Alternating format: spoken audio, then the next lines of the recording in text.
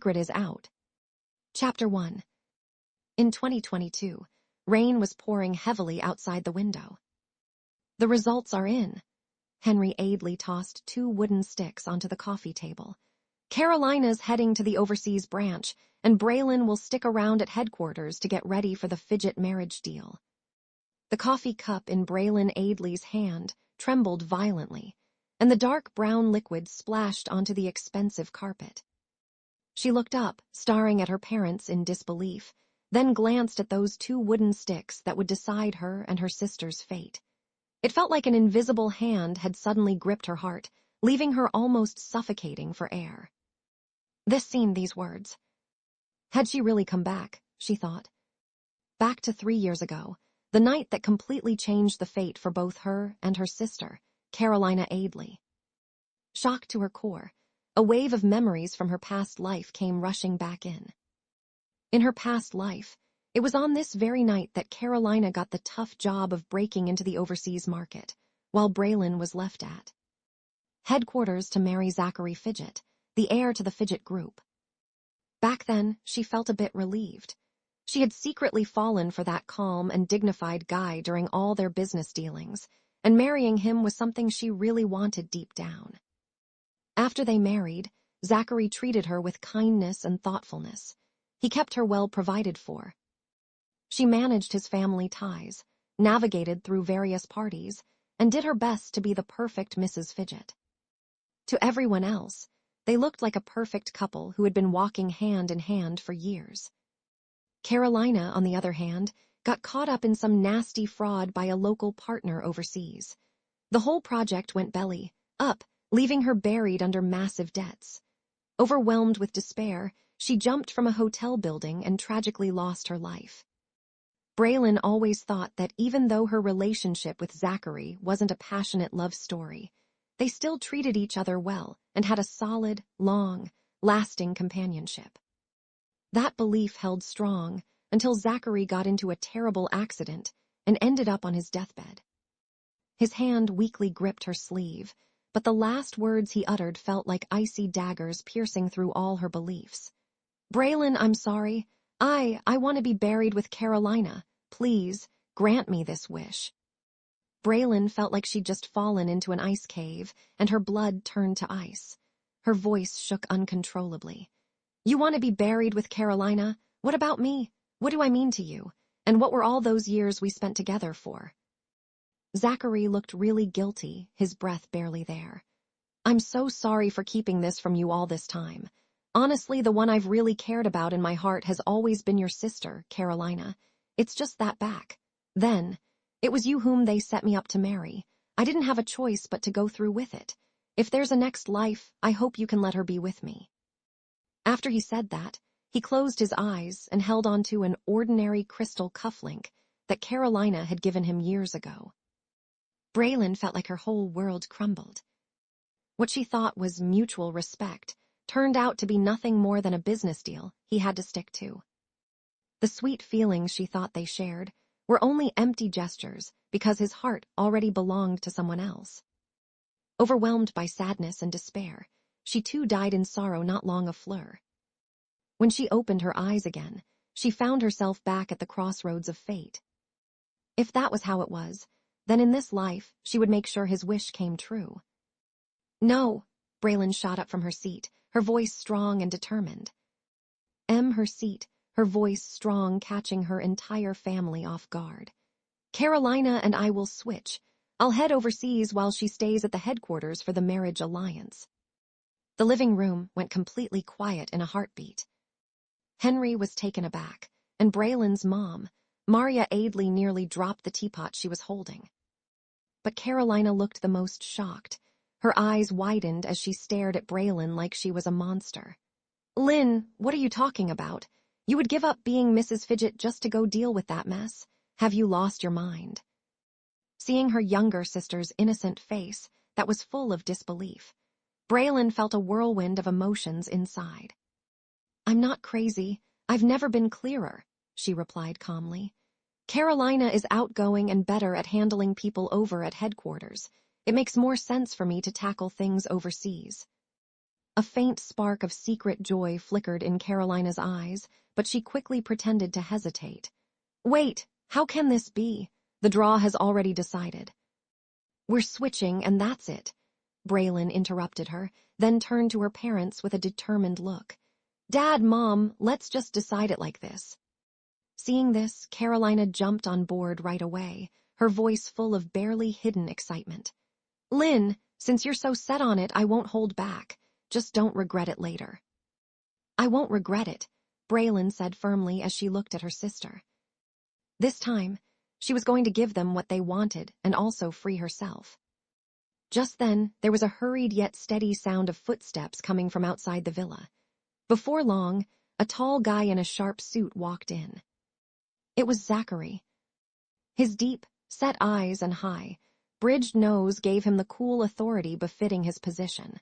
For a time, that face haunted the dreams of half the city's socialites. At that moment, Zachary's eyes scanned the living room before finally landed on the papers spread out on the coffee table. Zachary, what are you doing here? Maria quickly got to her feet. Zachary paused, looking calmly at Henry and Maria. Mr. Aidley, Mrs. Aidley, sorry for dropping by unannounced.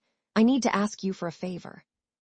No matter how this draw goes for the Aidley family, I want Carolina to be my wife. She's the one I want. As soon as he said that, the whole living room went silent. Braelynn felt her heart sank. This was something she had never experienced in her previous life. Could it be that he had also been reborn? Carolina rushed over to him with excitement. Zach, you picked me? That's amazing. Just now in the draw, Lynn actually got picked to stay at headquarters, but she gave it up for me. So now it's me who gets to stay and form this marriage alliance with you, while Lynn heads overseas. Upon hearing this, a quick flash of joy, surprise, and a hint of complicated guilt crossed Zachary's face. He instinctively glanced at Braelynn, and their eyes met for just a moment. In that brief exchange, they both realized something. They had both been reborn. But neither of them said anything about it. There was this weird understanding hanging in the air. Eventually, Zachary looked away but then turned back to Braelynn again. He swallowed hard and said in a shaky voice, Thanks. Carolina immediately wrapped her arm around Zachary with affection. Zach, we're getting engaged next month. Come help me pick out the rings, okay? Zachary nodded without hesitation, his expression softening as he looked at Carolina. Sure. The two walked away side by side, their backs looking like a perfect match. Once they were gone, Henry and Maria turned to their oldest daughter with worried looks on their faces. Braelynn, now that Carolina's future is sorted out, you need to think about yourself too when you head overseas. The situation there can be tricky. Having someone reliable by your side would really help you both keep an eye out for each other. Braelynn nodded. She still felt a chill from what had happened to Carolina in her past life. Going overseas wasn't exactly safe, and she definitely needed to find someone she could trust. She already knew who that person would be. In her previous life, a powerful man with a complicated background named Alexander Wadsworth had come up through the ranks at the overseas branch. Right now, he was probably still flying under the radar and dealing with tough times. Dad, Mom, I've made my choice, Braelynn said confidently. When I go overseas, I want to marry Alexander from the branch company. Both Maria and Henry were taken aback, sharing a glance. Marry Alexander, Maria shouted. Braelynn, do you even know what you're talking about? You haven't even met this guy. I get that it's sudden, Braelynn replied firmly, but I've done my homework on him. He's capable and determined. He just needs a chance. I need a husband to steer clear of unnecessary drama and harassment, and he could really benefit from my support and connections. It's a win-win situation. Henry frowned. Marriage isn't something to take lightly, especially with someone you don't know. It's still better than getting tangled up in the Fidget family mess. Braelynn interrupted her dad, her eyes determined. I've already been through one bad relationship, and I'm not looking to go down that road again. At least this way, I'm making the choice myself. Maria paused for a moment, then said, Since you already have someone in mind, Your dad and I will reach out to the folks over there later to check on this guy." "Okay, thank you, Dad, Mom," Braelynn replied. After saying goodbye to her parents, she headed upstairs. She dug out a storage box from the back of her walk. Inside were all things related to Zachary. The handkerchief he gave her during an awkward moment at a banquet, the financial reports about him that she had secretly collected, and those draft sketches of wedding invitations she made when she used to daydream about their wedding. One by one, she pulled them out and tossed them into the nearby paper shredder with a blank look on her face. The machine whirred away, munching up the remnants of her infatuation and fantasies from back then. "Zachary, in this life you'd gotten what you wanted. You're with Carolina. I'm going to leave this place too and start living my own life. We'll both get what we wanted and never cross paths again." Chapter 2.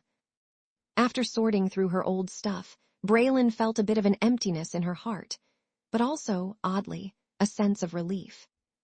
She pulled out her savings and credit cards, planning to head to the mall. She needed to grab some outfits for life abroad and also to pick up some essential gear. Alexander must be going through a rough patch right now, and she didn't want to lean on him too much. She could handle getting these things herself. The mall was crowded.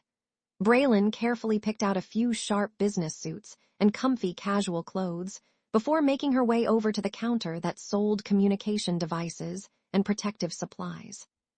Just as she had chosen what she needed, paid for it all, and was about to leave, she spotted two familiar faces in the crowd. Zachary was checking out a diamond ring, while Carolina clung to his arm, her face lighting up with pure joy.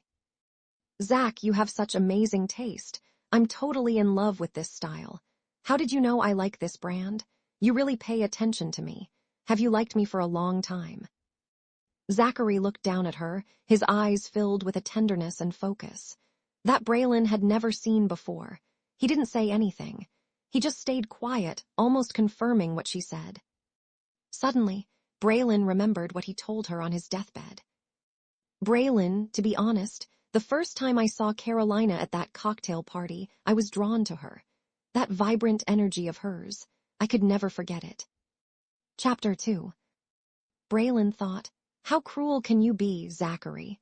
We spent so many years together, and yet every single moment, the person who occupied your thoughts and heart was actually my sister." It felt like a tiny needle had pricked her chest, sending sharp pain through her. She turned away and got ready to leave from the other side. "Lynn," Carolina, with her sharp eyes, quickly spotted her and called out loudly, "Are you here shopping as well?" Upon hearing that, Zachary looked up. His eyes landed on the business suits Braelynn was holding and the bag with the special communication gear, and his eyes flickered. Braelynn had to nod. "Yeah, I'm heading abroad soon, so I'm just picking up some essentials." But Carolina noticed the latest model satellite phone in Braelynn's hand and frowned. "Buying clothes is cool, but what do you need that for? The conditions over there might be a little rough, but regular communication should still work fine, right? That thing's pricey and really stands out."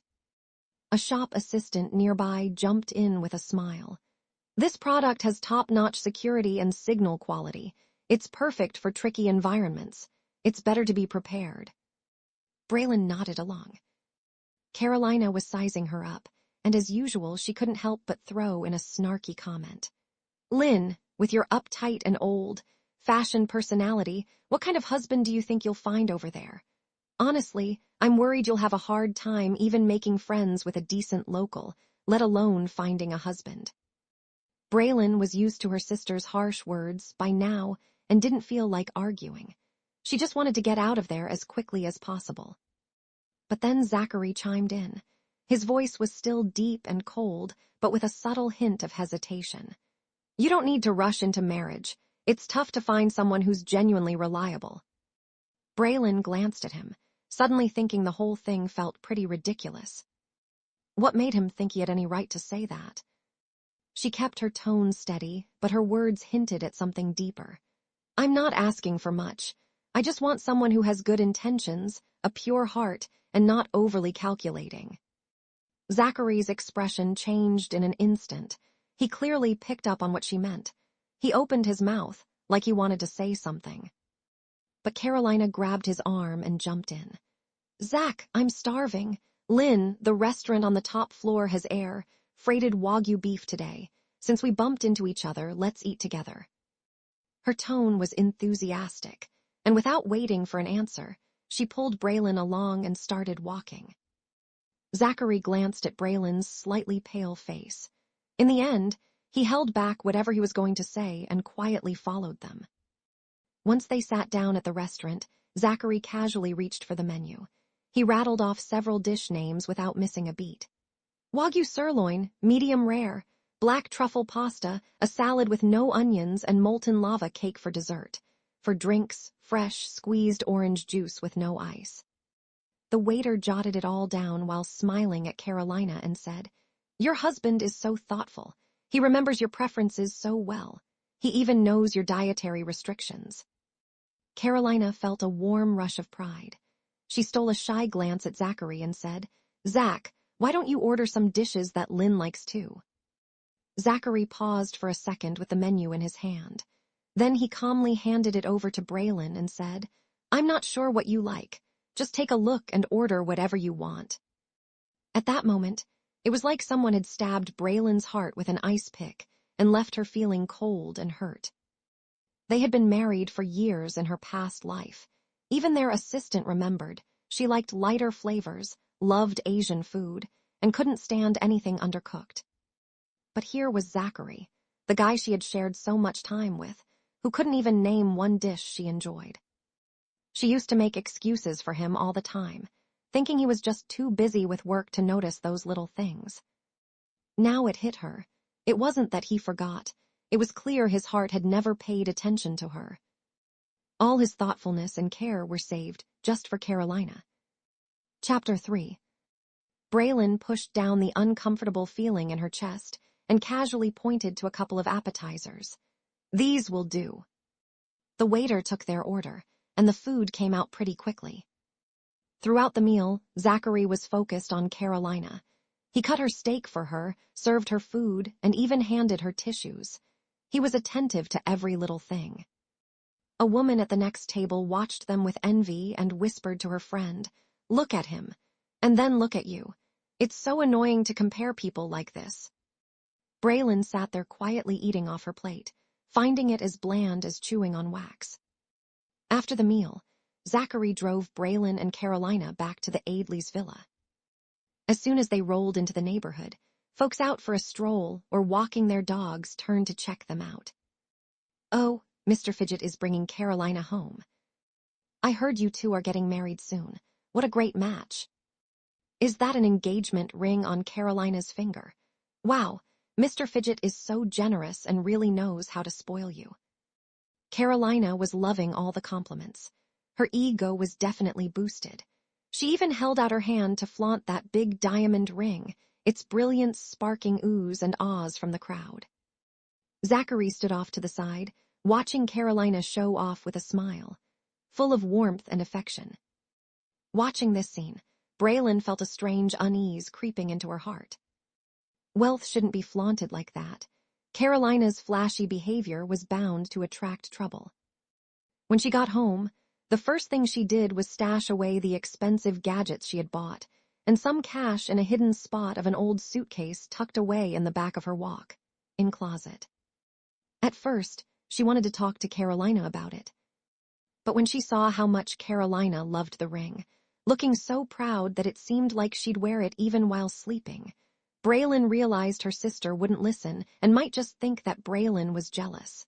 So, Braelynn dropped the idea. Late at night, everything was quiet. Braelynn was deep asleep when suddenly, a loud scream and the sound of glass breaking jolted her awake from downstairs. "Ah, helps, who are you? Let me go." That was Carolina's voice. Braelynn was startled. She shot up in bed, wide awake. She quietly got out of bed and carefully cracked open her bedroom door to peek outside. In the living room downstairs, two big guys in black hoods were holding Carolina down on the couch. One of them growled, "Shut up. If you scream again, things are gonna get ugly for you. Now tell us. Where did you stash that diamond ring you were showing off earlier today? And the cash, the jewelry." Carolina was so scared she was shaking, all struggling to catch her breath over, sobbing hard, and Braelynn felt a tingle on her scalp. She held her breath and carefully stepped back, planning to use the phone in her room to call the cops. Just then, Carolina caught a glimpse of her through the crack in the door at the top of the stairs out of the corner of her eye. Grabbing onto what felt like a lifeline, Carolina let out a piercing scream. "Lynn! Lynn! Help! Save me!" That scream instantly made both intruders whip their heads toward Braelynn's door. "Damn it! There's someone upstairs, too." One of them swore, then marched up the stairs and kicked open the door with one powerful kick. Braelynn didn't have time to dodge. Her phone went flying to the ground as she was dragged down to the living room. She landed right next to Carolina, and they were both pinned down together. Another thug came out of the master bedroom and said quietly, "Boss, I've looked everywhere. There's not much cash or jewelry here." The gang leader's eyes narrowed. A cold knife pressed against Braelynn's cheek as he growled, "I heard you bought some valuable stuff too. Where did you stash it? If you don't spill, I'll cut your face." Fear hit Braelynn like a ton of bricks. Staring at that gleaming blade, she had no choice but to stutter out where her hidden things were to save herself. It's in my walk-in closet, in the secret compartment of that old brown suitcase at the back." The thug quickly went over to search and actually found a hidden spot. When he opened it up, he saw brand, new gear, and several stacks of cash inside. The gang leader let out a satisfied grunt and then turned the knife toward the terrified Carolina. "What about you? Where did you hide your ring, jewelry, and cash?" Carolina was crying her eyes out, her eyes darting around in a panic. Then suddenly, as if struck by inspiration, she pointed at the hidden compartment the gangster had just found and yelled, "She's lying to you. Those things in there are mine. She hasn't even told you where her stuff is stashed. She hid hers somewhere way more secret. She's trying to get me killed." Chapter 4. Braelynn's eyes went wide, her face as white as a sheet. She stared at Carolina in shock, never thinking that in such a life or death situation, Carolina would actually try to drag her down just to save that ring and some cash. "Damn it, how dare you trick me?" The gang leader was furious. He spun around and started throwing punches and kicks at Braelynn. "Are you going to tell me? Where the hell did you stash your valuables? Spill it." His hard leather shoes slammed into Braelynn's ribs and stomach, the pain almost knocking her out. "I already told you. What you're holding is mine." She managed to whisper a weak defense, but the furious thugs didn't buy it at all. They thought both of them were just playing games.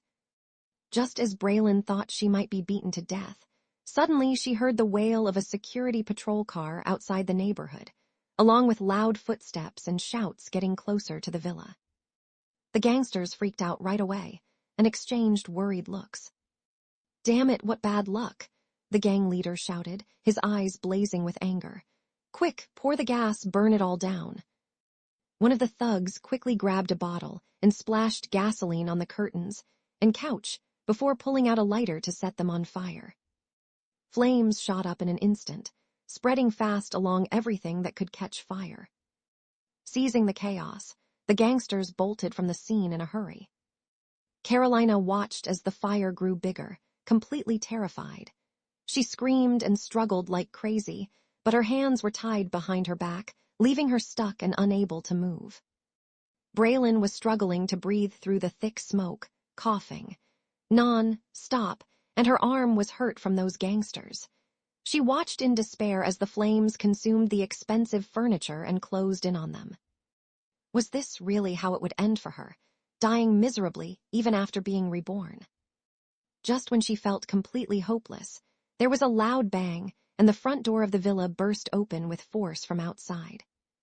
A familiar tall figure rushed in through the fire and smoke. It was Zachary. He must have come running after hearing the alarm or all the noise, and his face showed an urgency like never before. "Zach," Carolina shouted like she had just spotted a hero. "Help me, please hurry, I'm so scared, they hurt me." Zachary quickly scanned the chaotic scene.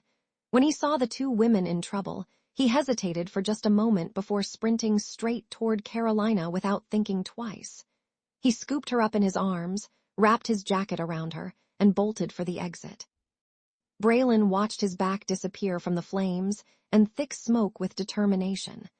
At that moment, it felt like her heart shattered completely.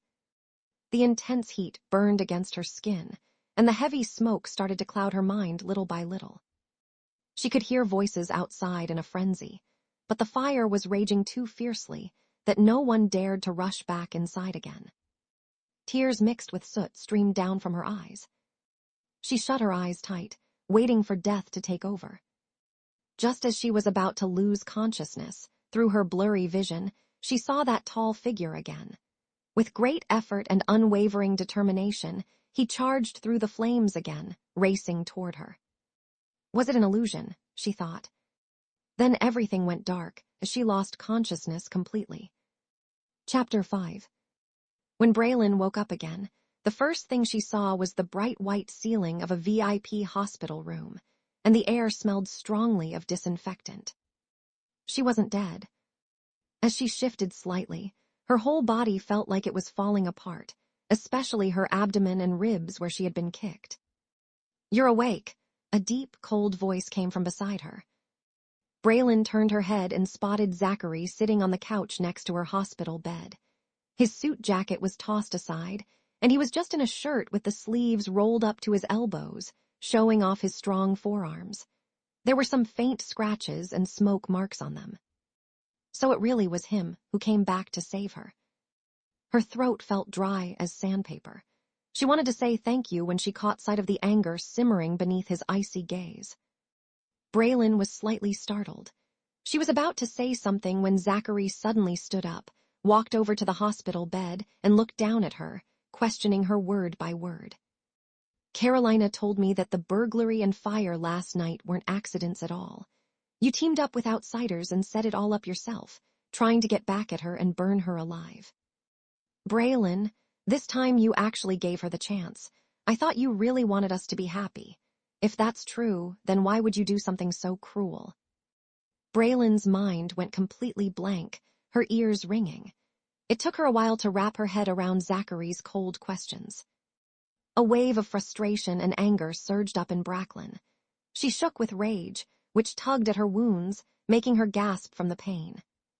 "I really did step back and let you two be happy. Otherwise, why would I have asked to go abroad? The gangsters are still out there, and you're just going to take Carolina's word for it. You're ready to throw me under the bus like this. If I had teamed up with those gangsters, how could I have ended up so hurt? How could I have gotten caught in that fire and waited for death too? Obviously, you were just putting on a show, trying to clear your name," Zachary interrupted sharply, his eyes filled with open disgust. "Braelynn, I know I've messed up in our past. I married you, but my heart was always with Carolina. But honestly, I never treated you badly when it came to money or reputation over those years. Even if you hate me and want revenge, aim it at me. Carolina is innocent. She doesn't know anything about this." Looking at the guy in front of her, who was fuming on behalf of her sister, Braelynn felt like her heart had been ripped apart, and the pain was almost too much to handle. He cared deeply about Carolina, so much that he could just throw a vile accusation at her, the woman who used to be his wife and lived with him, for years in their past life. She tried to speak, but found her throat all choked up, unable to say a single word. All explanations seemed weak and pointless against his strong bias. "There's no use saying anything more. Just apologize to Carolina right now." "I didn't do it, and I'm not going to apologize." Zachary's face darkened right away, and his eyes were filled with anger. "Braelynn, don't push me." He suddenly grabbed her arm that was wrapped in gauze, holding on so tight that she cried out from the pain. "Let go of me, Zachary!"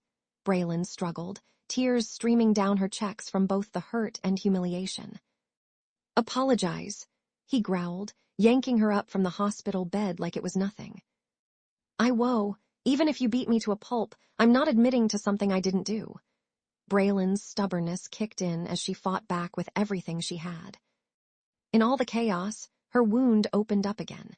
Fresh blood oozed through the gauze, staining his hands and soaking into her hospital gown. Looking at the bright red on her pale face, Zachary's eyes flickered with a hint of complexity, but it quickly turned into deeper anger. Fine, whatever, Braelynn, you've got some guts. He suddenly let go of her, letting her slump back onto the hospital bed. Since you're so stubborn, take some time to think about what you did wrong. You can't leave until you write up a self-criticism, admit your mistake, and apologize to Carolina in writing. After saying that, he called in 2 bodyguards dressed in black suits. Ignoring her struggles and protests, they dragged her out of the room and took her to a remote apartment owned by the Fidget family. They even posted guards to keep an eye on her. Bang! The door slammed shut, and she was basically under house arrest now. The apartment was beautifully decorated, but cold, with just one window giving a tiny glimpse of the outside. Braelynn was thrown hard onto the icy floor. Her wound hit the ground, and it hurt so much she almost passed out. Zachary, you jerk. She curled up in the corner, crying helplessly, her whole body shaking from the chill. No one came to check on her, no one brought her any medicine, and nobody seemed to care about her injuries. As time dragged on, her untreated wound started to swell and get inflamed without any anti-inflammatory care, making the pain even worse. The agonizing pain tortured her day and night, making it impossible for her to sleep. She felt hot, then cold again. Her mind slowly faded under the strain of being sick. Water, I'm so thirsty, it hurts so much. She moaned involuntarily, her lips dry and cracked. If this kept going, she was going to die. The thought scared her to death. She hadn't been reborn to die in such a cold, confined apartment. Finally, after being stuck inside for who knows how many days, the door swung open again, and there stood Zachary with his icy demeanor. He tossed a pen and paper right in front of her, and all her determination and pride just crumbled when faced with the instinct to survive. She reached out with her shaking hand and grabbed the cold fountain pen. Tears dripped onto the pricey paper, smudging the ink everywhere. Every stroke felt like it was tearing apart what little dignity she had left. She had no choice but to admit to something she didn't do and lower her head in apology to the person who set her up. After writing that last word, it felt like all her strength just vanished, and she collapsed onto the floor. Zachary picked up the self-criticism letter that was filled with humiliation. He took a quick look at it, his eyes cold and indifferent to say, "If you knew this would happen, why even bother fighting in the first place?" He looked down at her from above. "Just remember this. Carolina is my line in the sand. If you ever touch her again, I won't show you any mercy like I did today." With that, he turned and walked away without a second thought. The guards came in, helped her up, and took her to the hospital. She couldn't hold back her tears anymore. It felt like her heart was being ripped apart by a knife. After years of being married, their bond was actually as fragile as a piece of paper when it came to Carolina, easily torn apart and worthless. Chapter 6. In the days that followed, Braelynn quietly healed from her injuries in the hospital. She had a soft and gentle look about her, along with a calm personality, which drew the attention of a kind-hearted woman visiting another patient in the next room. Noticing that Braelynn was all alone without anyone to care for her, the woman started dropping by to chat. As they talked more often, they began to feel comfortable with each other. "Braelynn, at your age, you should really think about getting married, right?" the woman said warmly. "I have this nephew who runs his own business. He's young and ambitious. He's good, looking, and has a great personality too. Want me to set up a meeting?"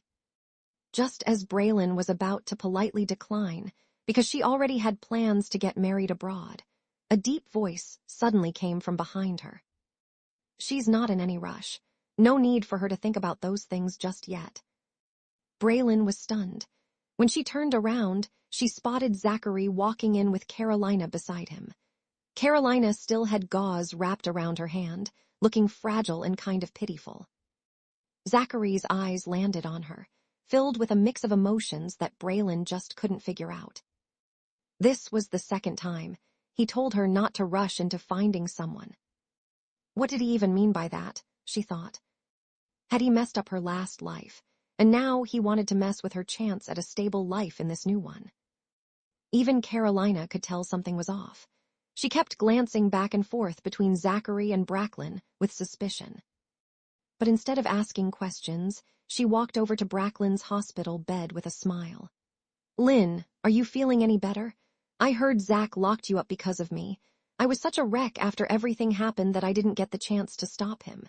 Even though we've had our issues, we're sisters after all. I really don't want to argue about this anymore." Carolina set the thermos bag she was holding down on the bedside table. "Zach asked the family chef to make some tonic soup for me.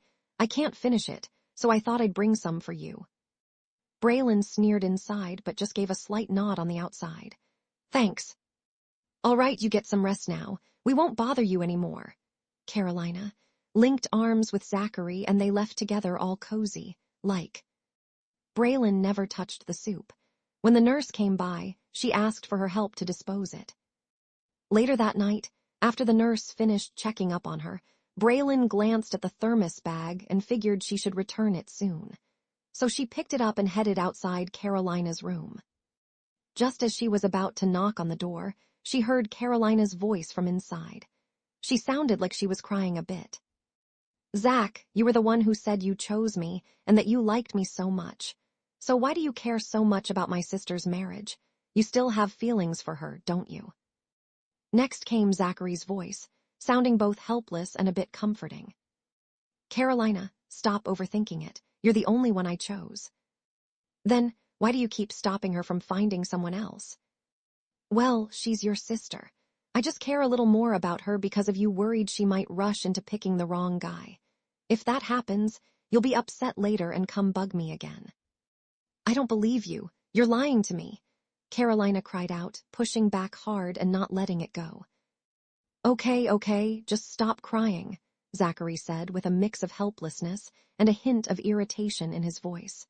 "I'll prove to you that I really don't have any feelings for her at all. Just please stop crying, all right?" Braelynn felt her heart drop instantly as unease washed over her. Prove it? How was he going to do that? She couldn't listen anymore. Feeling panicked, she quickly handed the thermos bag to a passing caregiver and asked them to pass it along before turning around and rushing back to her own ward. Just as she got to the stairwell, she suddenly heard someone yelling behind her, "Watch out! The cart is sliding down." She turned around without thinking, only to see a medicine delivery cart that seemed to have lost control and was rushing straight at her. Bang! The huge impact hit her right in the waist. She let out a yelp, lost her balance completely, and tumbled down the stairs. She crashed hard onto the landing at the corner of the stairs. Her forehead smacked against the cold marble floor, and warm blood started pouring out instantly, blurring her vision. Just before she blacked out, she saw Zachary hugging Carolina in his arms as he came down from the top of the stairs. Carolina snuggled in Zachary's arms, with a hint of pride and satisfaction on her face as she watched Braelynn lying in the pool of blood. Then she heard Zachary's deep voice. "You can finally believe me now, right?" Boom. Braelynn felt like the whole world was crashing down around her. So, this was his way of proving it. Using her blood, her suffering, her life, to show Carolina his sincerity. Even if he didn't love her anymore, they had been married for years and shared a bed. Did he really not have even a tiny bit of compassion for her all that time? How could he be so heartless? The pain and despair hit her like a wave. She wanted to scream, but couldn't make a sound. Her vision went dark, and she completely lost consciousness. Chapter 7. When she woke up again, the worried and haggard faces of Henry and Maria came into view. "Braelynn, you're finally awake. You scared me so much." Maria held her hand, tears streaming down her face. "How could you be so careless? You actually fell down the stairs." Henry sighed as well. "Fortunately, Zachary and Carolina found you in time and brought you to the hospital." Braelynn felt a deep bitterness in her heart. Careless, found in time. That was nothing, but an accident that Zachary had allowed, even facilitated, just to prove his loyalty to Carolina. But she couldn't say anything. Even if she did, Henry and Maria wouldn't believe her, and it might only provoke Zachary into even harsher retaliation. She simply closed her eyes in silence. Maria wiped her tears and continued. By the way, we asked around about that Alexander. He doesn't have much of a foundation right now, but we've heard he's quite capable and tough, and he agreed to the marriage. Are you really planning to? Yes, I want to marry him. Braelynn opened her eyes, her voice calm but resolute. Maria hesitated. That young man is said to be ambitious and seems reliable, but his current situation isn't great. You've never really suffered. Since you were little, I'm afraid you might not be able to handle the complicated circumstances over there. Mom, going overseas is always a tough thing. It's fine, I can handle it. Braelynn interrupted softly. Seeing that she had made up her mind, Henry and Maria could only sigh. All right then. We'll prepare some dowry for you when we get back. We can't let you be too wronged. At that moment, the door to the hospital room was pushed open. Zachary walked in, just in time to hear the last sentence, his brows furrowing slightly.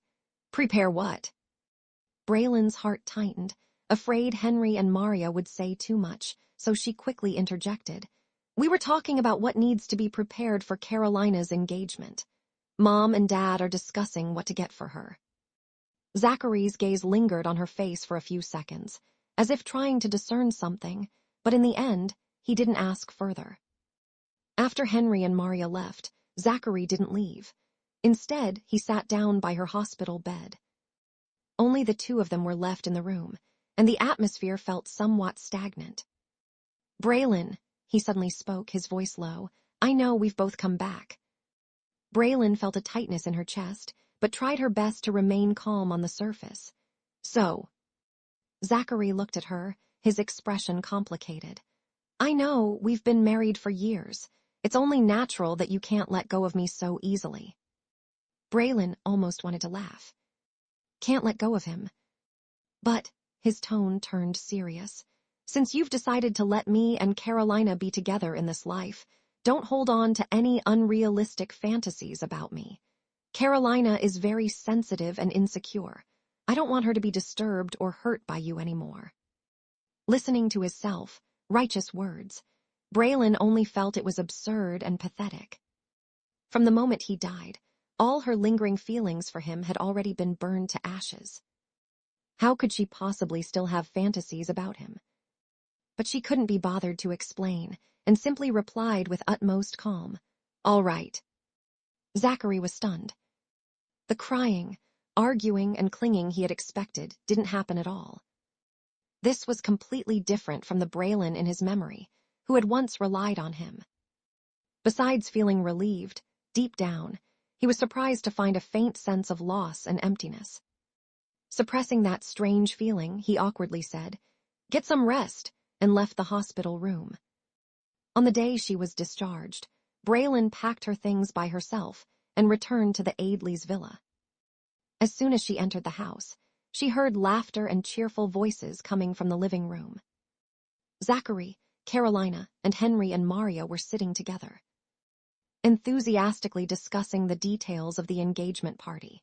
Exquisite brochures and snacks were laid out on the table, and the atmosphere was warm and harmonious. Braelynn paused for a moment, then walked straight through the living room as if she hadn't seen anything, heading for her own room. She had just stepped onto the stairs when she was called. Lynn, Carolina's voice came from behind, carrying a hint of barely concealed pride. You heard, right? Zach and I are about to get engaged. Since you've already given him to me, don't have any thoughts you shouldn't. Just focus on preparing for your overseas marriage, okay? Braelynn turned around and looked at her, her tone flat. Don't worry, I stopped caring about him a long time ago. Chapter 8. Carolina sneered and suddenly pulled out a tablet from behind her back, opening an encrypted album. Oh, really? Then why are you still secretly keeping these photos? Braelynn's pupils contracted sharply. Those were photos she had secretly taken of Zachary's profile and back during a business forum, back when she harbored secret feelings for him. The angles were perfect, capturing his rare moments of tranquility. Last time she was cleaning up, she had forgotten that these were still saved in her cloud backup. Those were taken unintentionally a long time ago. I'll delete them right now. As she spoke, she reached for the tablet, but Carolina quickly stepped back, dodging her hand. Her gaze turned icy. Anyone can say nice things. Compared to your verbal promises, I prefer to personally eliminate all risks. She gave Braelynn a deep look, took the tablet, and turned to go downstairs. Watching her back, Braelynn felt that wave of unease surge up inside her once again. But in the days that followed, everything was calm. Carolina made no moves at all. Soon, it was Carolina's birthday. Zachary hosted a grand birthday banquet for her at the city's top hotel, inviting nearly all the socialites and business partners in their circle. He stayed by Carolina's side the entire time, caring for her attentively, drawing envious glances from many of the women present. Braelynn hadn't wanted to attend, but Henry and Maria dragged her there, and she sat alone in a corner. As the party reached its climax, the host, beaming, began to announce the expensive gifts from the guests, and the atmosphere was lively. Ms. Braelynn Aidley has given When the host got Braelynn's name, he suddenly stumbled, looking at the gift list in his hand with a strange expression. A set of private photos. The entire room fell silent in an instant.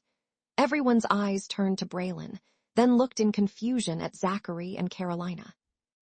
Zachary's expression changed instantly.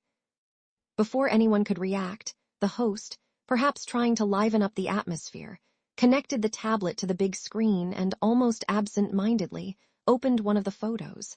It was a shot of Zachary deep in thought by the window. "Enough," Zachary shouted abruptly, his face ashen. But it was already too late. The familiar scene and figure made it clear to everyone. These were photos of Zachary that Braelynn had secretly kept. Carolina's face turned deathly pale. She shot to her feet, her eyes red as if she had suffered a tremendous grievance. "Lynn, Zach and I are about to get engaged, and yet at my birthday party, you give these in front of everyone. Are you trying to make me the laughingstock of the whole city?" With that, as if she could no longer bear the humiliation, she covered her face and ran out of the banquet hall in tears. "Carolina." Zachary called out anxiously, shooting Braelynn a fierce glare, his eyes filled with icy disgust. Braelynn stood alone in the crowd, unable to defend herself. Watching Carolina disappear, she finally understood why Carolina had taken those photos. At that moment, a screech of brakes and a cry of alarm suddenly came from outside. "Something's wrong, Mr. Fidget. Miss Carolina ran out and seems to have been grazed by a car." Zachary's face changed, and he rushed out like a madman. The banquet hall became even more chaotic. Braelynn stood where she was, instantly becoming the target of everyone's blame.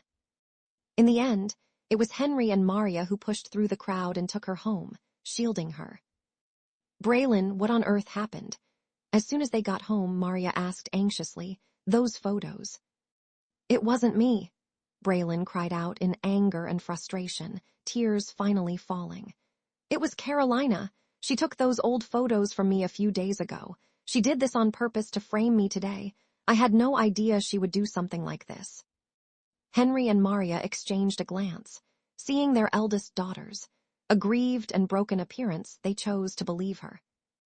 "Good girl, we believe you," Maria said, hugging her with heartache. "Carolina went too far this time. Just stay home and rest for now, don't go. Out. We'll go to the hospital to check on Carolina." Henry and Maria hurried off to the hospital. In the days that followed, Braelynn stayed home alone, but rumors had already spread throughout their entire social circle. Whenever she went out, she could feel the strange looks and whispers coming at her from all directions. She tried to explain, but no one believed her. In everyone's eyes, she was a vicious older sister, driven by jealousy to destroy her younger sister's happiness by any means. A few days later, Zachary returned. He looked utterly exhausted, with dark stubble on his chin, but the look he gave Braelynn was filled with nothing but bone. chilling coldness and disgust. "Braelynn," his voice was hoarse but icy and forceful. "I told you, the person I chose is Carolina. You were the one who gave me up to her, saying you wanted to bless us. Why are you going back on your word? Why do you keep hurting her again and again? Do you know she was so frightened her health has gotten even worse?" "It wasn't me. Carolina took the photos herself. She set this up." "Enough," Zachary cut her off sharply, his eyes full of distrust. "Even now, you're still making excuses. Carolina would risk her own reputation and safety just to frame you. Braelynn, you're truly hopeless." He took a deep breath, as if making a decision, and ordered toward the door. "Someone come in." Two men in black suits entered in response. "Ms. Braelynn Aidley, due to misconduct and causing serious emotional distress and negative impact to Ms. Carolina, effective immediately, part of your credit cards and privileges are revoked. Please move to the villa in the suburbs, and without my permission, you are not allowed to leave." Chapter 9. Braelynn was struck as if by lightning, staring at him in disbelief. "Zachary, you're going to confine me. On what grounds?" "This is the reflection you deserve." Braelynn was forcibly taken into a car and sent to a remote, tightly guarded villa. Officially, it was a temporary stay, but in reality, it was no different from house arrest. Her communication devices were temporarily confiscated, and her movements were restricted to the villa and its garden. The people assigned to look after her constantly reminded her of her current situation.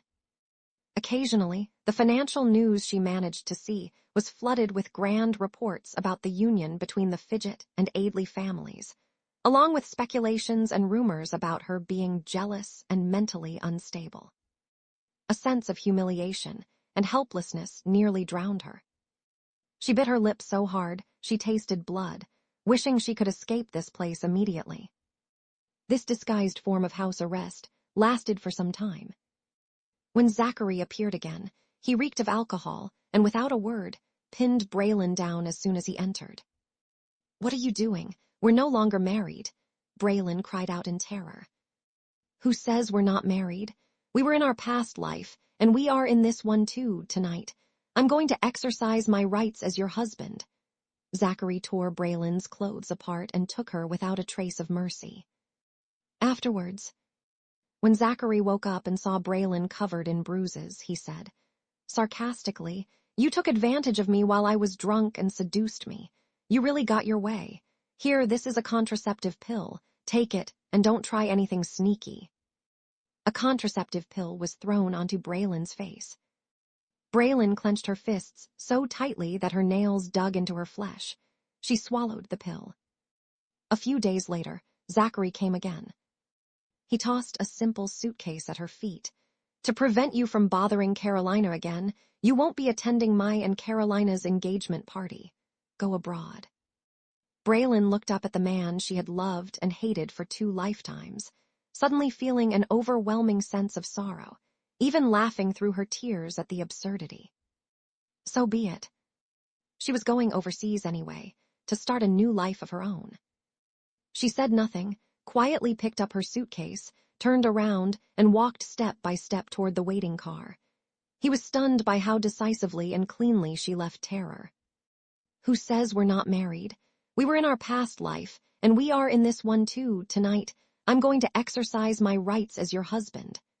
Zachary tore Braelynn's clothes apart and took her without a trace of mercy. Afterwards, when Zachary woke up and saw Braelynn covered in bruises, he said sarcastically, "You took advantage of me while I was drunk and seduced me. You really got your way. Here, this is a contraceptive pill. Take it, and don't try anything sneaky." A contraceptive pill was thrown onto Braelynn's face. Braelynn clenched her fists so tightly that her nails dug into her flesh. She swallowed the pill. A few days later, Zachary came again. He tossed a simple suitcase at her feet. "To prevent you from bothering Carolina again, you won't be attending my and Carolina's engagement party. Go abroad." Braelynn looked up at the man she had loved and hated for 2 lifetimes, suddenly feeling an overwhelming sense of sorrow, even laughing through her tears at the absurdity. So be it. She was going overseas anyway, to start a new life of her own. She said nothing, quietly picked up her suitcase, turned around, and walked step by step toward the waiting car. Zachary was momentarily stunned by how decisively and cleanly she left. He had expected her to cry, to beg, to argue. He had even prepared what he would say in response. But she just left like that. A strange, inexplicable feeling and a strong urge to call her back surged in his heart. But in the end, he said nothing. Anyway, she would come back after some time. By then, he and Carolina would be engaged, their relationship stable, and she would no longer be able to ruin anything. He told himself this, then turned and walked toward the city. Carrying her suitcase, Braelynn went straight to the airport and bought the next available ticket to the city where the overseas branch was located. Just as she was about to queue up for check-in, she suddenly heard the anxious voices of Henry and Maria calling from behind. Braelynn, wait." Henry and Maria ran over, out of breath, their faces full of worry and heartache. "Child, how could you go abroad without telling your parents? It's our fault. We've been taking care of Carolina these days and neglected you. If Zachary hadn't come to inform us, we wouldn't have known you were leaving." Looking at Henry and Maria's anxious faces, Braelynn felt a sting at the tip of her nose, and her eyes instantly turned red. But she held back her tears, not wanting them to worry. "Dad, Mom, I'm fine. I was going to leave anyway, so it's better to go, sooner rather than later." She forced a smile. "Carolina is about to get engaged, and you two are getting older. Long flights are hard on you, so don't tire yourselves out. Once I'm settled over there and marry Alexander, I'll contact you." Henry and Maria couldn't rest easy and insisted on seeing her off, even wanting to go with her. Braelynn also insisted they not see her off, repeatedly persuading them that the journey was long, their health couldn't take it, and the family needed someone to look after it. In the end, Henry and Maria could only compromise with tears in there, giving her countless reminders as they sent her through the security checkpoint. The plane roared into the sky, the city lights outside the window growing smaller and smaller until they finally disappeared. Braelynn's tears finally broke free, but this time, what her tears washed away was not just humiliation and the past, but also made way for the unknown ahead, a new beginning. Chapter 10. The exhaustion from the long flight and the jet lag left Braelynn feeling dazed when she arrived in this unfamiliar coastal city. Following the address, she found the temporary residence arranged for her by the branch office. Due to their previous agreement, and because Alexander seemed to be dealing with some urgent matters, she had yet to officially meet her future husband since her arrival. But to her surprise, life overseas was not as difficult as she had imagined at first. Although the branch office was small, her colleagues were fairly friendly. And Alexander, whom she had never met, had made extremely thoughtful arrangements despite his absence. He had someone prepare all the necessary household items for her in advance. Even the refrigerator was packed with fresh food, and several easy-to-care for green plants sat on the windowsill, adding a touch of vitality to the cold, temporary home. What surprised her most was a simple velvet box placed on the bedside. Table in the bedroom, containing a platinum wedding ring with a minimalist and elegant design, perfectly sized for her finger. Braelynn's wandering and helpless heart found a bit of comfort, and she even began to feel a trace of anticipation for this unknown marriage. A few days later, the day she was to meet Alexander finally arrived. She changed into a crisp business suit and carefully fixed her hair and makeup in front of the bathroom mirror. Looking at her reflection, she saw that the innocence in her brows and eyes had faded, replaced by a hint of determination. She couldn't help but recall her previous life as Mrs. Fidget. Sadly, back then she had thought that was the best place she could ever belong. If she remembered correctly, Zachary and Carolina's engagement party had taken place just a few days ago. By now, they should have completed the ceremony and be receiving everyone's blessings, right? In this life, he had finally gotten what he wanted.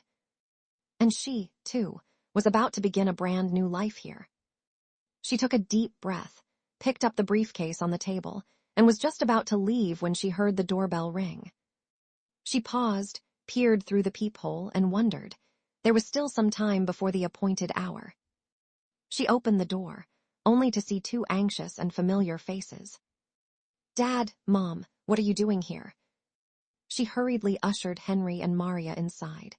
"Didn't we agree you wouldn't come? The journey is so long, how could your health handle it?" Maria grabbed her hand, her voice trembling. "Braelynn, something has happened." She froze. What happened? Zachary and Carolina's engagement party went wrong. Maria's eyes were red with anxiety. "That day, he accidentally overheard us mention that you were getting married overseas. It was like he suddenly became a different person. He interrupted the ceremony on the spot, said he had to find you, and insisted on asking if you were marrying voluntarily." Henry chimed in. "We kept telling him you were doing this of your own free will, but he wouldn't believe it. He kept saying you were being forced by us, or by that Alexander. He was like a madman, demanding to know exactly which city you were in and who you were marrying." We tried to persuade him for days. Carolina fainted from crying several times, but he was determined to get a clear answer. We really had no choice, so we rushed over, hoping you could calm things down and then find a way to go back and tell him yourself. It seems he just won't accept anything but your own answer. Braelynn was shaken to the core by what she heard, and for a moment, she didn't know how to respond. Zachary, what did this even mean? He had pushed her away time and again, hurt her for Carolina over and over, and now that she had left as he wished and was getting married abroad, he was acting like this. She was just about to say something when, out of the corner of her eye, she suddenly caught sight of the scene below the apartment building. A black luxury sedan sped toward the building at a nearly uncontrollable pace and screeched to a halt. The car door was flung open, and a man in a high-end tailored suit, tall and upright, yet looking unusually disheveled, rushed out. His eyes were bloodshot, stubble covered his chin, and his tie was askew as if he hadn't slept for days. But his gaze was as sharp as a hawk, instantly locking onto the window of her floor. Separated by the glass, their eyes met from afar, and the air seemed to freeze. Braelynn spoke slowly, hearing her own voice, dry yet calm, as she addressed Henry and Maria. "I don't need to find a way to go back. He's here." Chapter 11. Her gaze fell on the figure downstairs, both familiar and strange. It was Zachary. Though it had only been a short while since they last met, he seemed to have been completely consumed by some kind of anxiety. Even his once upright posture now radiated exhaustion and obsession, and he had lost a significant amount of weight. A faint sense of unease flickered across Braelynn's heart, but it was quickly replaced by a stronger feeling of irritation and wariness. She took a deep breath and said to Henry and Maria, "Dad, Mom, please wait inside for a while. I need to go downstairs." She walked down the stairs, and as soon as she stepped out of the apartment building, Zachary suddenly turned around. His bloodshot eyes locked onto her, as if he wanted to devour her. The next second, he reached out abruptly and grabbed her wrist, his grip so strong it felt as if he might crush her bones. "Come with me." His voice was hoarse as he dragged her toward a secluded corner, not giving her any chance to refuse. Braelynn was caught off guard and stumbled as he pulled her along. The sharp pain in her wrist made her frown. She tried to break free, but his grip only tightened. Occasionally, passers-by glanced curiously at the apartment entrance, but intimidated by Zachary's forbidding aura, no one dared to approach. "Zachary, what kind of madness are you up to now?"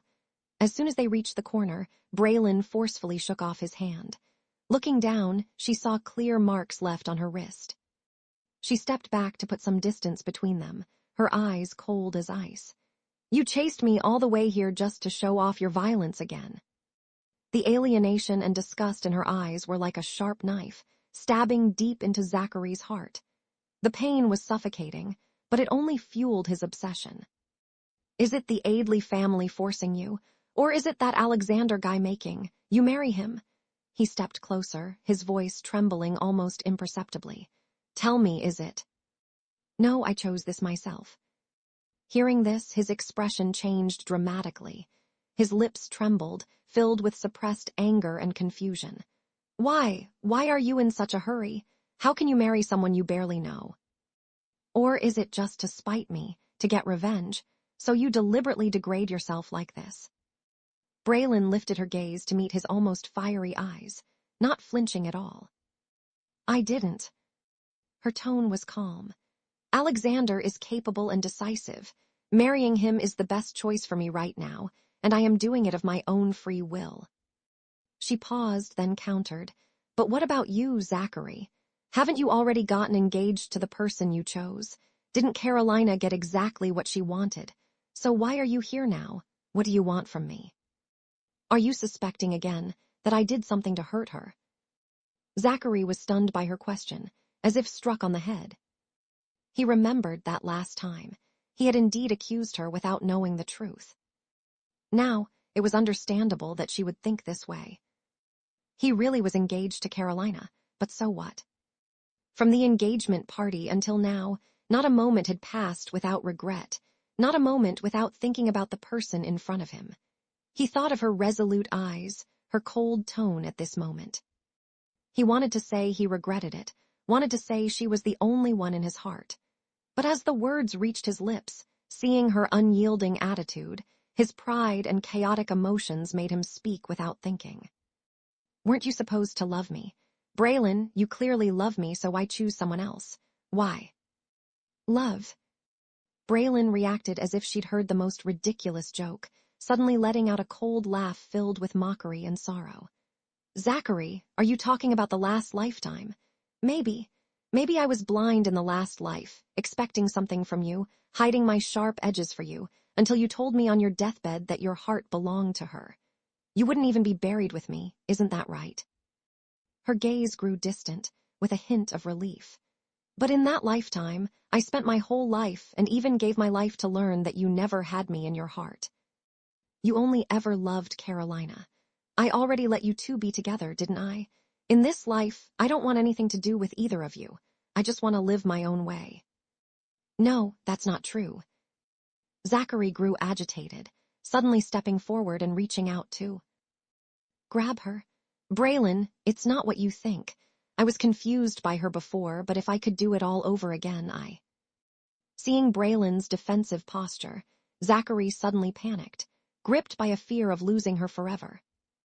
Will you let me explain, please? Let go of me, did you hear me? Braelynn shouted sternly, struggling with all her might. She pushed him forcefully, using both hands and feet to resist, refusing to let him get close. Zachary, let go. We're already even. As they struggled, a steady and slightly cold voice sounded from behind. Them. Let her go. Chapter 12. A tall man in a simple work jacket stood not far away.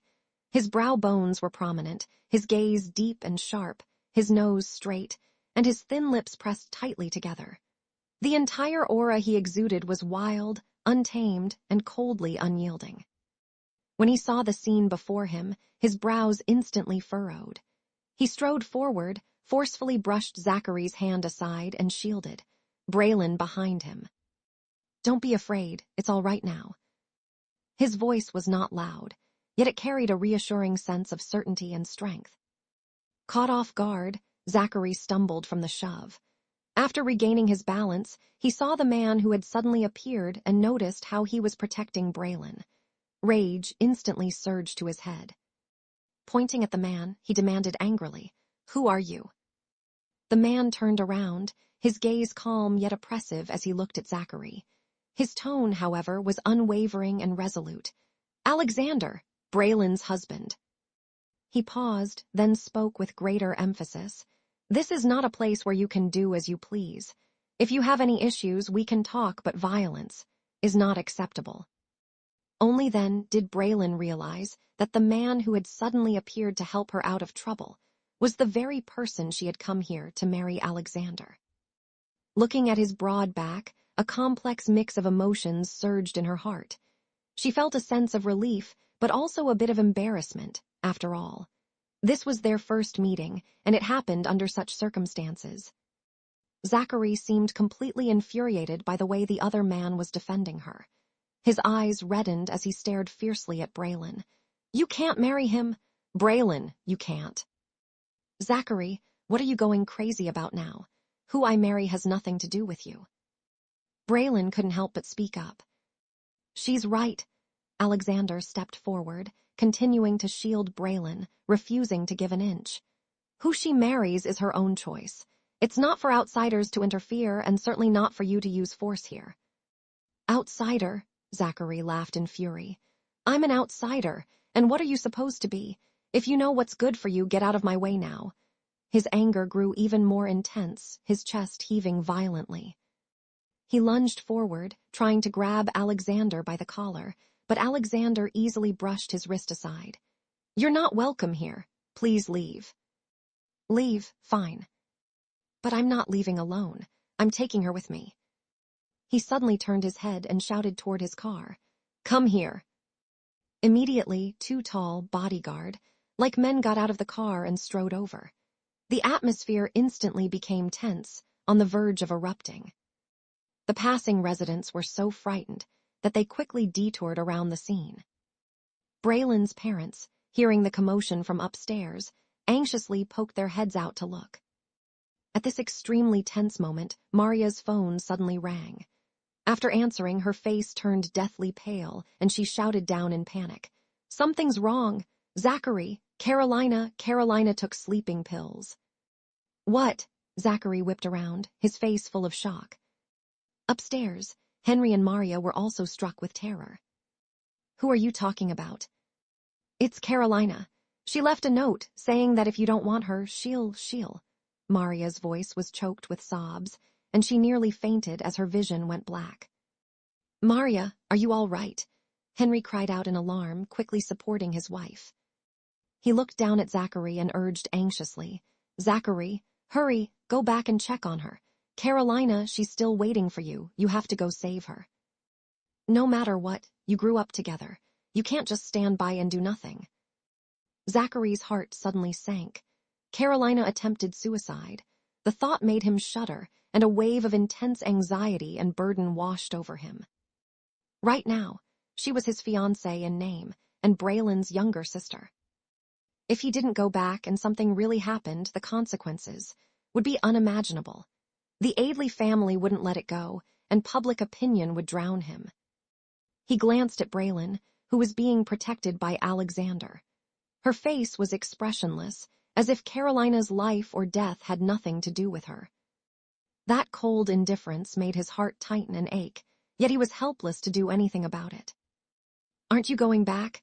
After all, you're sisters," he almost asked instinctively, looking at Braelynn with a hint of final probing and inexplicable hope. "I'm not going," Braelynn replied calmly. "When she falsely accused me and nearly drove me to death, she never once treated me as her sister. So I don't want to acknowledge her as my sister anymore, either." Every word she spoke landed heavily on Zachary's heart. In the end, Zachary gritted his teeth, gave Braelynn one last complicated look, as if trying to etch her image into his memory. "Let's go. We're going back home right now." A group of people hurried into the car, which sped away, leaving behind a scene of chaos and silence. Braelynn watched their departing figures. Her tense body suddenly relaxed, and she felt completely drained. Alexander reached out just in time to steady her, saying in a deep voice, "It's all right now. It's over." He glanced at the red marks on her wrist, his brows furrowing slightly. "Let's go upstairs and rest for a while." Chapter 13. Alexander gently supported Braelynn as they returned to the apartment. Henry and Maria, still shaken, hurried to meet them. Seeing their daughter's pale face and the red marks on her wrist, they were both heartbroken and terrified. "Braelynn, are you all right? That Zachary, Maria's voice choked before she could finish her sentence. "Mom, I'm fine." Braelynn shook her head and tried to force a reassuring smile. "I'm just a little tired." Alexander stood to the side, his expression calm as he spoke. "Uncle, Auntie, let her rest for a while. It's safe here." His voice carried a steady strength that inspired trust. Henry and Maria quickly nodded and helped Braelynn sit down on the sofa. Alexander turned and went to the kitchen, poured a glass of warm water, and handed it to her. "Have some water." His actions were natural, without any hint of trying to curry favor, yet they conveyed a simple, genuine care. Braelynn took the cup, her fingertips touching the warm surface, and felt a bit of warmth in her heart as well. She said softly, "Thank you. Just now I really owe it to you." "I just happened to be there," Alexander replied concisely, without explaining why he was downstairs at the apartment building at that exact moment. He glanced at the still, shaken Henry and Maria and added, "You talk, I'll step out for a bit." He turned and left the apartment, considerately leaving the space for the family. Henry and Maria watched Alexander's departing figure and breathed a slight sigh of relief. Maria took Braelynn's hand and lowered her voice to ask, "Braelynn, this man, is he Alexander? He seems tough, not like a bad person, but he—" "Mom, Dad," Braelynn interrupted her mother, her tone firm. "He's someone you can trust. At least, he's more reliable than some people who only pretend to be decent." She recalled how Alexander had unhesitatingly stood in front of her earlier, protecting her without any ulterior motive, a kind of support she hadn't felt in a long time. Seeing their daughter speak this way, and remembering that it was indeed Alexander who had resolved the crisis earlier, Henry and Maria said nothing more, though they still worried about their daughter's future. After a while, Alexander returned, carrying several grocery bags from the supermarket. "I wasn't sure what you liked to eat, so I just picked up some groceries." He put the bags in the kitchen, his tone still calm. "You all rest, I'll cook." Maria quickly stood up. "Oh, I couldn't possibly let me do it." No need to be polite. Alexander had already rolled up his sleeves, revealing his strong forearms. "Your guests, just sit and relax." With that, he went into the kitchen, and soon the sounds of washing, chopping, and frying could be heard. Braelynn watched the tall, busy figure in the kitchen, her feelings complicated. She hadn't expected her first proper meeting with Alexander to be like this, nor that he would become involved in her chaotic life in such a way. The meal was soon ready, 3 simple home-style dishes and a soup, but the aroma was mouth-watering. "I'm not much of a cook. His tone is flat, but I hope it's edible." Alexander served the rice. Henry and Maria quickly thanked him. During the meal, Alexander spoke little, quietly eating, but occasionally reaching across the table to serve Braelynn some dishes that were farther from her, his movements so natural it was as if he'd done it countless times. Braelynn noticed that the dishes he served her were exactly the light flavors she preferred. Was it just a coincidence? After the meal, Henry and Maria hurried to wash the dishes, and Alexander did not insist. He walked to a corner of the living room, opened an old-looking metal file cabinet, took out a thick manila envelope, and placed it on the coffee table in front of Braelynn. "This is the prenuptial agreement," he said, looking at Braelynn with sharp, honest eyes. "It details my assets, debts, and the property. Arrangements during marriage. Take a look. If there's anything you're not satisfied with, let me know." Braelynn didn't immediately open the file. Instead, she met his gaze. "Do I look like someone who cares about these things?" Alexander stared at her for a few seconds, as if assessing her resolve, then gave a barely noticeable nod. "All right." He then pulled out a simple agreement from the bottom of the envelope. "This is the paperwork needed for marriage registration. Take a look. If you think it's fine, sign it. If not, you can leave at any time." His approach was direct and straightforward, even a bit rough, yet it strangely made people feel at ease. It was a confidence built on strength and honesty. Braelynn picked up the document and read it carefully. The terms were clear, and in some respects, even quite favorable to her, nothing like the conditions someone in a weaker position would propose. "Why?" She looked up, puzzled. "You don't seem like someone who needs to gain anything from marriage, so why are the terms so generous?" Alexander's gaze swept over the red marks still fatting on her wrist, his voice low.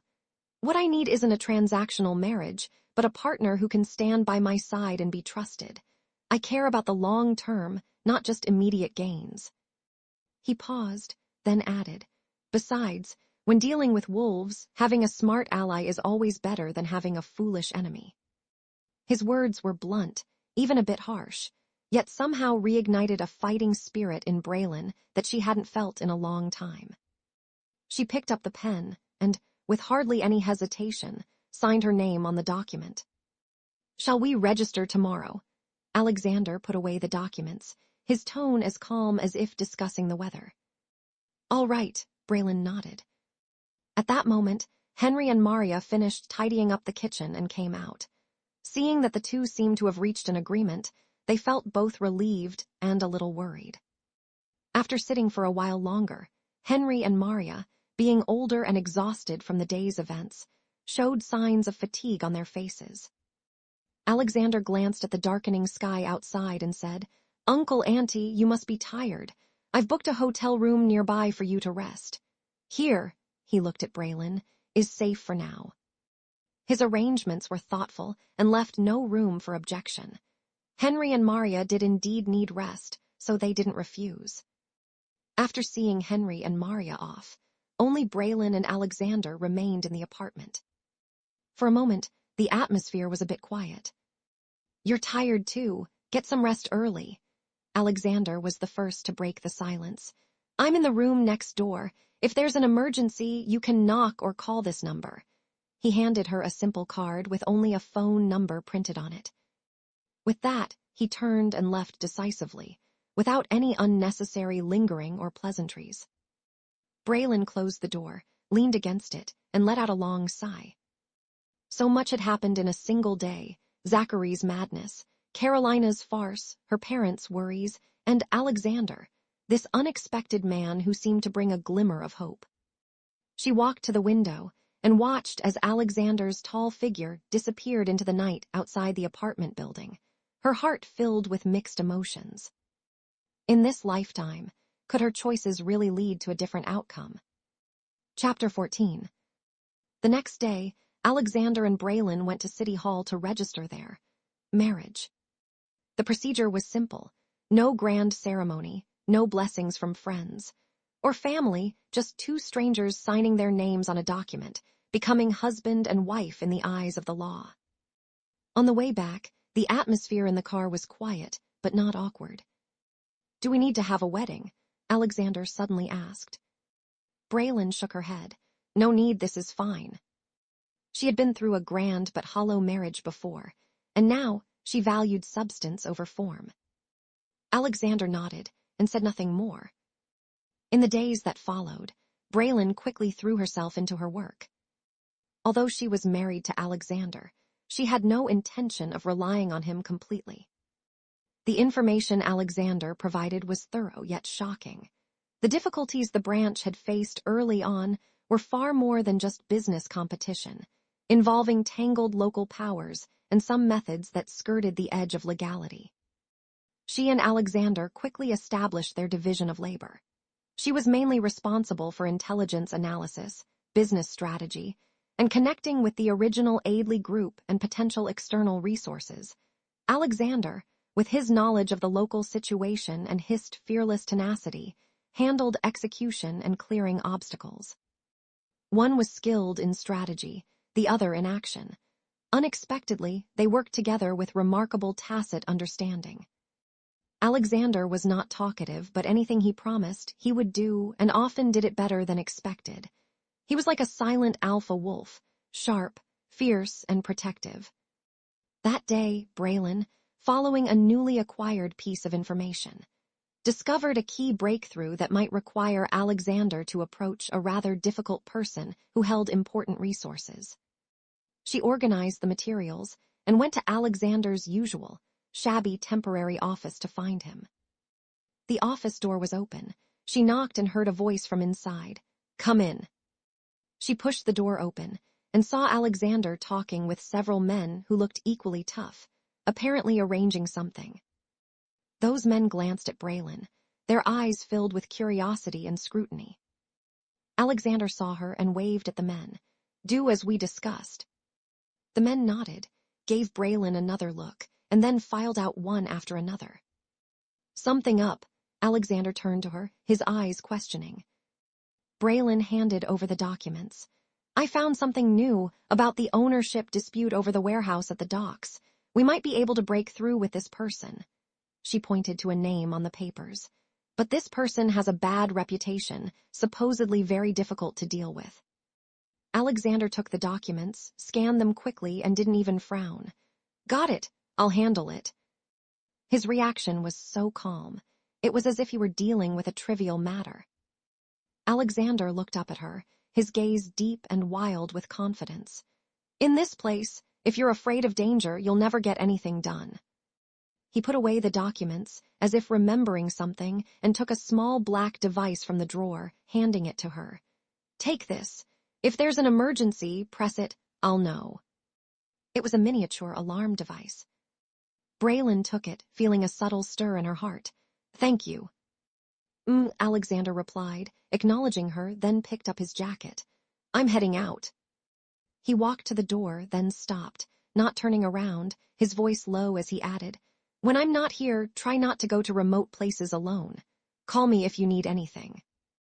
With that, he strode away. Braelynn watched his back, gripping the alarm device that still held the warmth of his fingertips. A long, lost feeling of being quietly protected began to rise in her heart. A few days later, Alexander returned, travel worn with a shadow of stubble on his chin, but his eyes were astonishingly bright. He placed a signed document on Braelynn's desk. "Done," just 2 concise words. Braelynn opened the document. It was a statement from that difficult person, relinquishing the priority right to purchase the dock warehouse. How had he managed it? She looked up, wanting to ask about the process, but saw a faint strip of gauze peeking out from the cuff of his jacket. "Are you hurt?" she blurted out. Alexander followed her gaze, then casually pulled his sleeve down. "Just a scratch, it's nothing." Clearly unwilling to discuss it further, he changed the subject. "What's your plan next?" Suppressing her questions, Braelynn refocused on the business plan. "Now that the biggest obstacle is gone, we can start preparing funds and building the team. My preliminary calculations show the initial investment isn't a small amount." She took out the budget sheet she had prepared. Alexander glanced at the numbers and didn't even frown. "I'll figure out the money." "This isn't a small sum," Braelynn reminded him. She knew Alexander had some savings, but it was probably far from enough. "I know," Alexander interrupted, his eyes filled with unwavering certainty. "I said I'll handle it. You just focus on what you're good at planning." His attitude was resolute, even a bit domineering, yet strangely reassuring. That evening, when Braelynn returned to the apartment, she found a paper bag at the door. Inside was a box of highly effective anti-inflammatory ointment and a serving of local, easily digestible dinner. There was no name, but she knew who had left it. She picked up the ointment, a wave of indescribable emotion rising in her heart. Alexander was like a beautiful jade wrapped in rough stone, cold and even a bit harsh on the outside, yet always revealing a clumsy but genuine attentiveness in the details. This kind of attentiveness was completely different from the procedural. Emotionless, gentlemanly manners she remembered from Zachary. A subtle feeling, one she herself had not yet fully realized, began quietly to grow. Chapter 15. Braelynn quickly demonstrated her talent and acumen in business. She combined her understanding of the local market with the resources and information provided by Alexander and redefined the direction of the business. No longer confined to the narrow field of the original branch, she set her sights on several niche markets with greater potential and profit margins. She also took the initiative to reach out to some of her old contacts.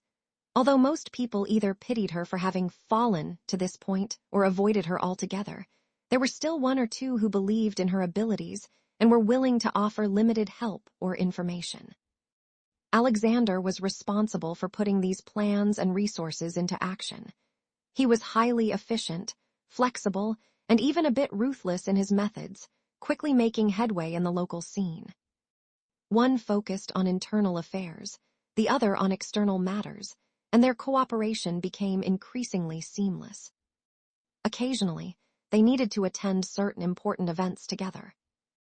Once, at a small local business networking event, someone noticed Braelynn's striking appearance and apparent lack of strong backing, and tried to take advantage of her under the pretense of a toast. Alexander didn't even wait for Braelynn to react. He stepped forward, brushed the man's hand away, his gaze cold enough to freeze, and said something in a low voice using the local slang. The man's expression changed instantly. He shot Alexander a resentful look and slunk away in embarrassment. Chapter 15. What did he say to you? Braelynn asked curiously afterward. Alexander's face was expressionless. Nothing much. I just told him that my wife doesn't like to be disturbed. He used the words, my wife, with an unmistakable sense of possession. Braelynn's heart skipped a beat for no reason. As their cooperation deepened, the financial pressure grew. Although Alexander had said he would find a solution, Braelynn knew it wouldn't be easy. That day, after hesitating for a long time, she finally took out a jewelry box she had brought with her. Inside were some valuable pieces of jewelry and a luxury watch she had bought in the past, her entire private collection. These should be worth some money. She pushed the box toward Alexander. It might not be enough, but at least it can help us get through this emergency. Alexander looked at the open jewelry box, filled with glittering valuables. He was silent for a few seconds, then reached out, closed the box, and pushed it back to her. Put it away. His voice was firm and left no room for argument. We're not at the point where you need to use these things. But I said I'll handle the money. Alexander interrupted her, looking at her with deep eyes. These things are your last line of security. Keep them safe. He paused, his tone softening slightly but still resolute. Trust me. Looking into his eyes, filled with heavy confidence and responsibility, Braelynn was momentarily speechless. She quietly took back the jewelry box, but her heart felt full, warm, and swelling.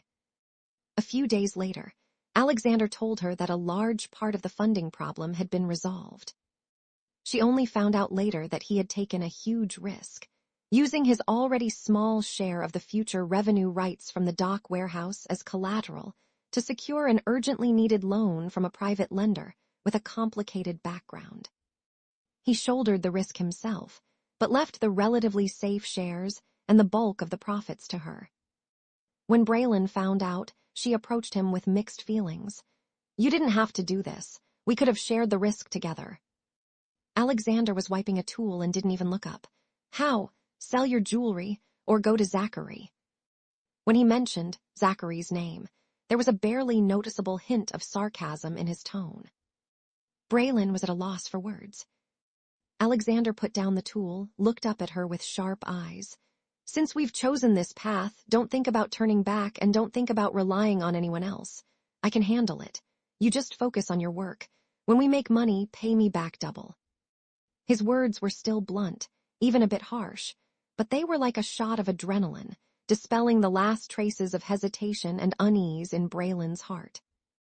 Looking at his resolute profile, she suddenly realized with clarity that perhaps this man before her was truly the one worth standing side by side within her new life. As night deepened, the two of them were still in the office, discussing the next steps over maps and plans. The sea breeze drifted in through the window, carrying a salty, humid scent. Alexander got up to close the window. When he turned back, he saw that Braelynn, exhausted from days of hard work, had faint dark circles under her eyes, yet she was still forcing herself to study the data. He was silent for a moment, then walked to a small fridge in the corner, took out 2 cans of iced coffee, and tossed one to her. If you're tired, take a break. There's no need to rush right now. His voice sounded especially deep in the quiet night. Braelynn caught the coffee, the cold touch instantly refreshing her. She shook her head. It's fine. The sooner we sort things out, the sooner we can get started. Alexander didn't insist. He simply placed his own unopened can of coffee next to her, then pulled over a chair, sat down across from her, and picked up another document to read. Under the light, the two of them worked separately, occasionally exchanging a few words. The atmosphere was quiet but not awkward. Instead, there was a reassuring sense of fighting side by side. From time to time, Braelynn would look up and see Alexander's focused profile and slightly furrowed brows. In that moment, she suddenly felt certain that this time, she had truly made the right choice. Perhaps, in this lifetime, she really could have a different life, and a different partner. Chapter 16. America, VIP Hospital Ward. Zachary stood outside the hospital room, listening to Carolina's hysterical cries and curses from within. Her words were nothing more than accusations of Braelynn's malice and her own misfortune, interspersed with Henry and Maria's helpless and weary attempts to comfort her. There was no expression on his face, only a deep, seated exhaustion and annoyance lingering in his eyes. The assistant who had gone to investigate had just returned, quietly reporting the findings in his ear. The background of those home, invading robbers was complicated, but they had no connection whatsoever with Braelynn's previous life. Any so, called collusion was out of the question. As for the cloud login records of those photos, they showed abnormal access traces from devices commonly used by Carolina. Piecing together all the fragments of evidence pointed to a fact he was unwilling, but forced to admit. He had wronged Braelynn once again. And this time, in an extremely harsh and hurtful way. The hospital room door opened, and Maria came out with red, rimmed eyes. Seeing Zachary, she seemed to find her anchor. Zachary. Carolina's emotions are still very unstable. The doctor said she needs to rest and can't be agitated anymore. What do you think? Zachary took a deep breath and pushed open the door to enter the hospital room. Carolina was leaning against the headboard, crying. When she saw Zachary come in, she immediately reached out, her tears falling even more pitifully. Zach, you finally came. I'm so scared. I thought you didn't want me anymore. Zachary did not go over to hold her hand as he usually did. He simply stood at the foot of the bed, his gaze calm, even a bit cold, as he looked at her. Carolina, he began, his voice devoid of emotion. Let's talk. Carolina's sobs stopped abruptly, as if she sensed something off in his tone. Her eyes flickered. Talk about what? Zach, I feel so awful right now, my head is spinning.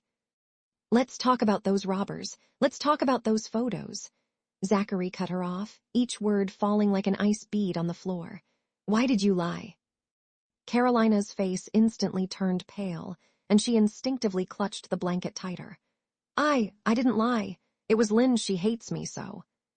Didn't lie. Zachary let out a cold laugh and took a step forward, his presence pressing down on her. Do you need me to show you the investigation results? Do you need me to bring those people here to confront you face to face? The robbers never knew Braelynn. The photos were copied by you from her old devices.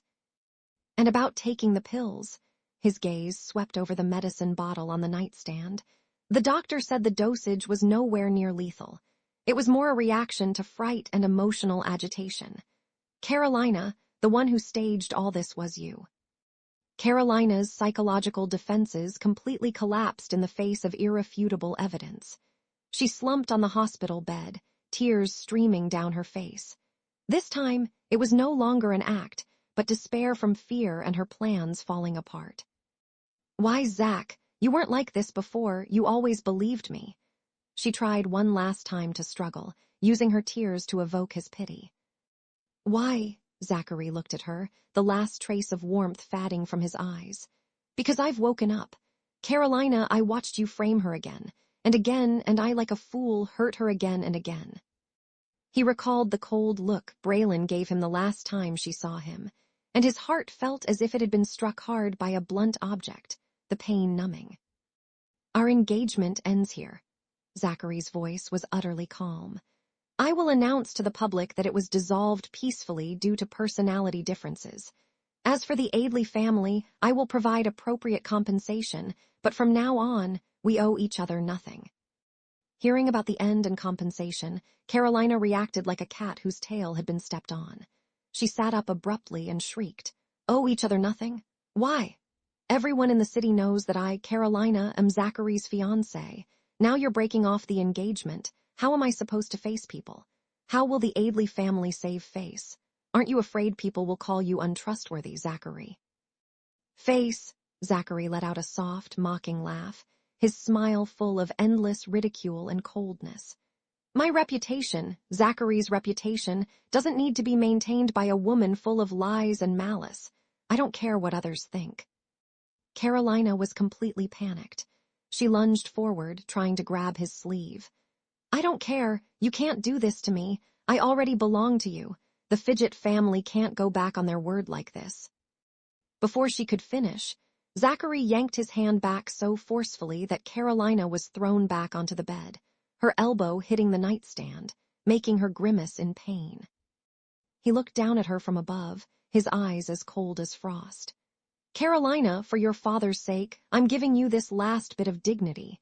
Accept the end of our engagement quietly, take the compensation, and disappear. I can pretend none of this ever happened. He paused, his voice laced with icy warning. But if you ever dare target Braelynn again, or spread rumors outside, I will make you understand what true regret means. Carolina lay on the hospital bed, the sharp pain in her elbow and the humiliation in her heart intertwining, making her whole body tremble. She watched Zachary's back as he turned to leave, tall and resolute, without a trace of hesitation. The fear and pleading from earlier gradually faded, replaced by a nearly twisted resentment. She would not let this go. Braelynn, it was all because of Braelynn. For your father's sake, I'm giving you this last bit of dignity. Accept the end of our engagement quietly, take the compensation, and disappear. I can't pretend none of this ever happened. He paused, his voice laced with icy warning. But if you ever dare target Braelynn again, or spread rumors outside, I will make you understand what true regret means. Carolina lay on the hospital bed, the sharp pain in her elbow and the humiliation in her heart intertwining, making her whole body tremble. She watched Zachary's back as he turned to leave, tall and resolute, without a trace of hesitation. The fear and pleading from earlier gradually faded, replaced by a nearly twisted resentment. She would not let this go. Braelynn, it was all because of Braelynn. Chapter 17. After dealing with the suffocating farce in America, Zachary's first instinct was to contact Braelynn. His heart was filled with guilt, regret, and an indescribable, urgent longing to see her. However, the emails he sent vanished without a trace, and the calls he made were never answered. He even tried reaching out through business channels overseas. Branch, but the only reply he received was, Ms. Aidley is busy and cannot be disturbed. It was as if she had completely disappeared from his world, shutting him out in a resolute way. This feeling of losing control, of being unable to reach her, nearly drove Zachary mad. Only now did he belatedly realize that the Braelynn who once had eyes, only for him truly didn't want him anymore. Overwhelmed by immense loss and panic, he used every resource at his disposal, desperately searching for any news about Braelynn overseas. Fragmented information gradually came together. After marrying the man named Alexander, she seemed to be doing well. They had secured that troublesome dock warehouse project, and their business was steadily getting on track. In the photos, she stood beside that man, dressed in sharp professional attire, her eyes bright and determined. Though she looked a bit thinner, there was a vibrant glow about her that he had never seen before. That glow stung his eyes she had left him, and it seemed she was truly living well. This realization made it even harder for him to accept. He had to see her. He had to tell her in person that he was wrong, that he regretted it. He had to win her back. Once this thought took root, it grew wildly like weeds, consuming all his. He began preparing to go overseas again, regardless of the consequences. Company affairs were temporarily set aside. Family objections were forcibly suppressed, and he couldn't even be bothered to placate the still troublesome Carolina or the worried Henry and Maria. In his world, only one goal remained, to find Braelynn. Chapter 18. Overseas, the preliminary phase of the dock warehouse renovation project was finally completed. A small celebration was held at the site. There were no lavish decorations or noisy guests, only Braelynn, Alexander, and a few of the core team members they had originally recruited. Alexander somehow managed to procure a case of beer and some simple food. The afterglow of the setting sun cast its light on the newly refurbished warehouse walls, and everyone wore tired yet hopeful smiles. Braelynn held a can of beer, gazing at the sight that had begun to take shape before her, her heart filled with emotion. A few months ago, she had arrived here in a sorry state, her future uncertain.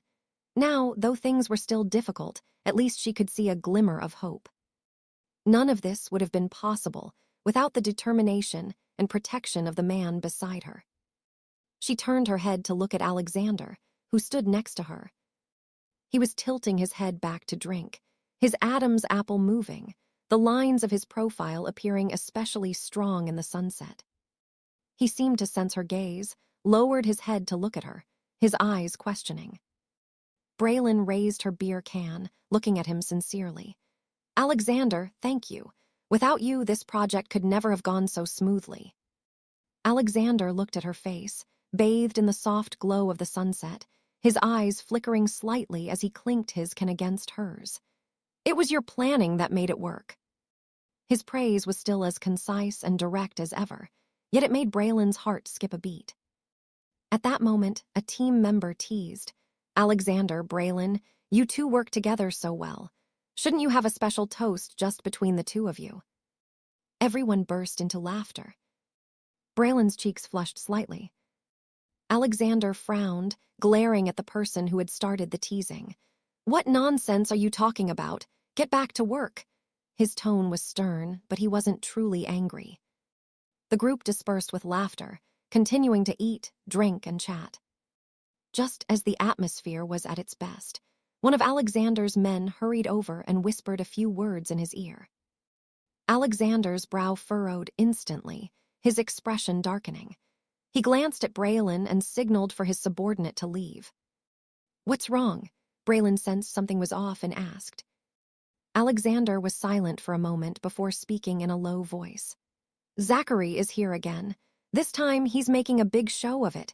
He's booked the top floor suite at a downtown hotel. It looks like he's here for you, and he won't give up until he gets what he wants." The smile vanished from Braelynn's face in an instant, her heart sinking. That suffocating feeling of being pursued and pressured washed over her again. She had thought that leaving America would free her from the past, but she hadn't expected Zachary to follow her like a persistent shadow. "Don't worry." Alexander's voice interrupted her thoughts, steady and reassuring. "This is our place, not America where he can do whatever he wants. If you don't want to see him, no one can force you." He looked at Braelynn's slightly pale face, his gaze sharp. "What do you want to do? Do you want to see him?" Braelynn gripped the cold beer can in her hand, the chill helping her regain her composure. She lifted her head, her eyes fixed on the last trace of sunlight on the distant horizon, her voice clear and resolute. "No." The humiliation, false accusations, confinement, and the incident he allowed to happen just to prove something to Carolina, all of it was like icy thorns lodged in her heart. No amount of regret or apologies could easily remove them. It had taken her so much effort to stand up again here. She would never allow anyone to destroy that. "All right," Alexander nodded, not pressing further. "I know what to do." After the celebration, Alexander drove Braelynn back to her apartment. When the car stopped in front of the apartment building, Braelynn got out and said to Alexander in the driver's seat, "Thank you for bringing me back, and thank you for standing by my side." Alexander rested one hand on the steering wheel. In the darkness, his outline was a bit blurred, but his eyes shone brightly. "I told you," his voice was low. "Here, no one can force you to do anything you don't want to do." He paused, as if making a decision, and added, "From now on, I'll always be here at times like this." It wasn't sweet talk, nor even a promise, but it was like a heavy stone dropped into the lake of Braelynn's heart, sending ripples through her. She looked at him. The night blurred their vision, but made the feelings stirring between them all the clearer. "Okay," she replied softly, then turned and walked into the apartment building. Alexander didn't leave right away. He sat in the car, lit a cigarette, the red tip flickering in the darkness. Only when he saw the lights come on in Braelynn's apartment did he stub out his cigarette, start the car, and drive off into the night with a low growl from the engine. There were some problems that needed to be dealt with in advance. He would not let anyone disturb the hard, one new life she had just begun. Chapter 19. Zachary's arrival, indeed, stirred up a small wave. His actions, booking the top hotel, coming and going in luxury cars, and attempting to poach the core members of Alexander's team with high offers, all exuded an air of overwhelming wealth and determination to win. However, after several days, he still hadn't even caught a glimpse of Braelynn. The expensive gifts and flowers he sent to her apartment were left untouched, piled up next to the trash bin in the hallway. He tried to exert pressure through the senior members of the branch office, only to find that those people had long since been brought to heel by Alexander, or had simply been marginalized and had no say at all. He even tried to run into her at public events, but found that Braelynn's whereabouts were extremely well protected. Alexander's people always managed to keep him away at the first sign of his approach. This feeling of having strength, but nowhere to use it, of being completely excluded from her world, made Zachary's anxiety grow with each passing day. He had never suffered such a defeat, nor had he ever so clearly realized that Braelynn was determined to draw a clear line between them. But he was unwilling to accept it. A burning mix of immense regret and an obsession with regaining what he had lost consumed him, making it impossible for him to think rationally. At last, he stopped beating around the bush and drove straight to block the entrance of the dock warehouse project. When he saw Braelynn and Alexander coming out together in a somewhat old pickup truck, Zachary's pupils contracted sharply. He saw Braelynn dressed simply in work clothes, her hair neatly tied back, turning to say something to Alexander, who was driving, with even a hint of a relaxed smile at the corner of her lips. It was an expression he hadn't seen on her face for a long time. A sharp surge of jealousy and anger instantly overwhelmed his reason.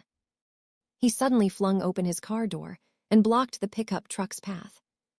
Alexander slammed on the brakes, bringing the vehicle to a halt. His brows furrowed instantly, his gaze turned cold, and he instinctively shielded Braelynn with his arm. The smile on Braelynn's face vanished in an instant. Looking at the man haunting her outside the car, all that remained was exhaustion and annoyance. Zachary strode to the passenger window, rapping on the glass, his voice simmering with suppressed fury. "Braelynn, get out, we need to talk." Braelynn took a deep breath, rolled down the window, and looked at him with calm, unruffled eyes. "Mr. Fidget, I don't think there's anything left for us to discuss. Please step aside and don't interfere with our work." Mr. Fidget, the title stabbed Zachary like a needle. He shot a sharp look at Alexander in the driver's seat, his tone biting. "Is it because of him? Braelynn, are you really refusing to even talk to me for the sake of some rude, penniless kid like him?" At these words, Alexander's eyes turned steely. He pushed open the door, ready to get out. Braelynn held his arm and shook her head at him. She didn't want to make a scene. She opened the door herself and got out, standing in front of Zachary, trying her best to remain calm. "Zachary, this has nothing to do with anyone else. What was between us ended long ago. Please leave and stop disturbing my life."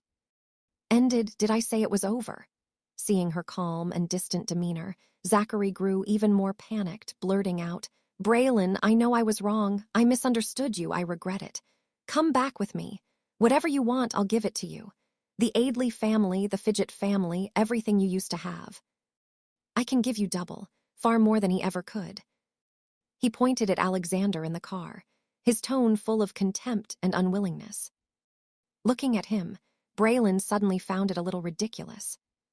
Even now, he still thought the problem was with a third person. "Zachary, don't you get it yet?" Her voice was soft, but carried a sense of utter disappointment. "I don't want the title of Mrs. Fidget. I don't want the protection of the Aidley family. and I certainly don't want the riches you throw at me. I left you because I no longer wanted a relationship filled only with calculation, misunderstanding, and humiliation. She glanced at Alexander in the car, her eyes softening for a moment. What I have now may not be much, but every bit of it I earned myself clean and honest with a clear conscience. That's what I want. So please go back. Let's not waste each other's time anymore. With that, she turned to get back in the car. Braelynn, Zachary suddenly grabbed her wrist with frightening force, his eyes bloodshot, like a trapped beast fighting for its life. I won't allow it. I won't let you leave me. You used to love me. Let her go.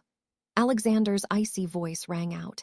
He had already gotten out of the car, standing beside Braelynn, his gaze as sharp as a blade fixed on Zachary's hand.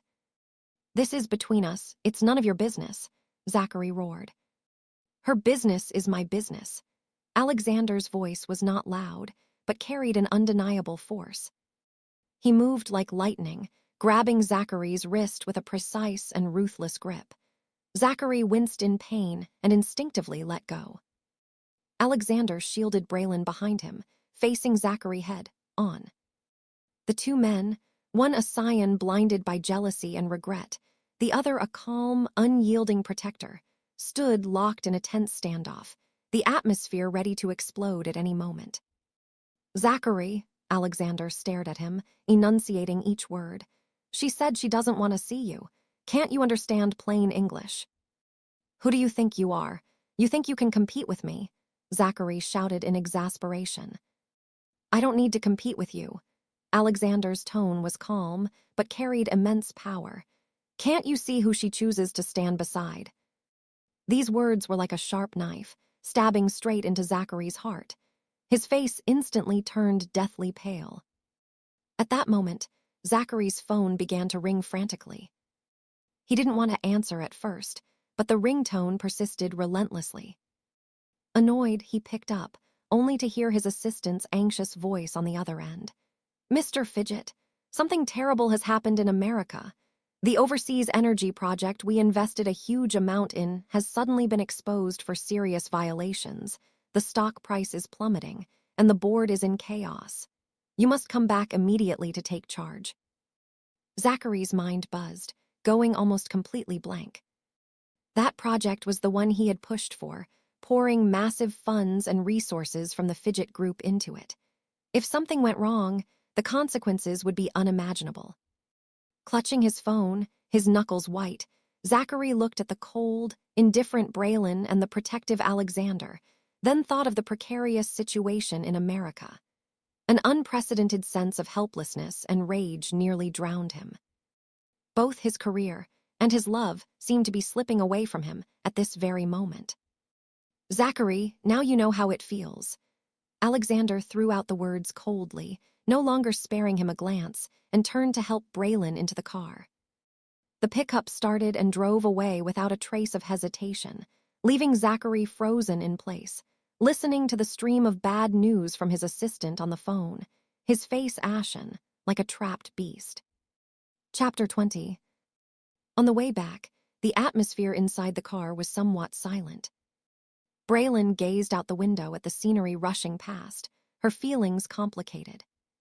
The toughness she had shown when facing Zachary earlier gradually faded, replaced by a deep sense of exhaustion and melancholy. After all, he was someone she had once truly loved and lived with. Things ending up like this was never what she wanted. Regretting it, Alexander suddenly spoke, his voice betraying no emotion. Braelynn snapped out of her thoughts and shook her head. No, I just feel a bit tired. Alexander was silent for a moment before saying, someone like that isn't worth it. His way of comforting was still direct, even a bit clumsy, yet it strangely dispelled the inexplicable sadness in Braelynn's heart. She responded softly, turning to look at his focused profile as he drove. Thank you for earlier. Alexander didn't reply, but his fingers gripping the steering wheel tightened slightly. After this incident, Zachary seemed to have finally quieted down. Perhaps it was because the overwhelming affairs in America forced him to leave for a while, or maybe he had finally come to terms with reality.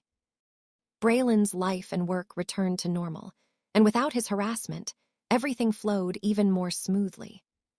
Her teamwork with Alexander became increasingly seamless. The dock warehouse project successfully transformed into a comprehensive center integrating logistics, small-scale processing, and trade.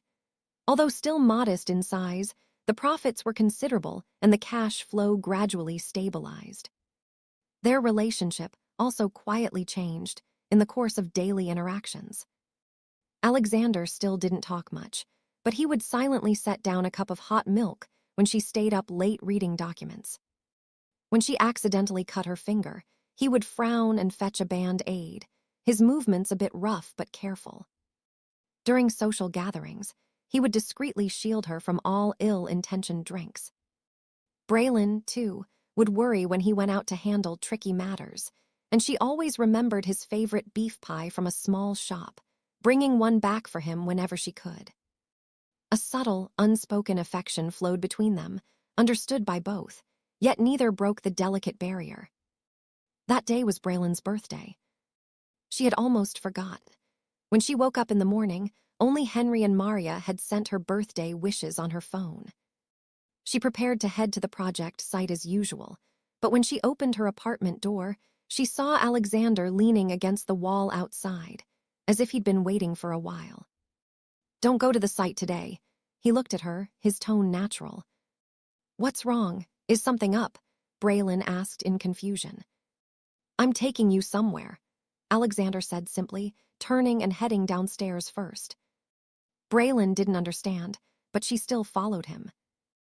Alexander drove her to a secluded cliff by the sea.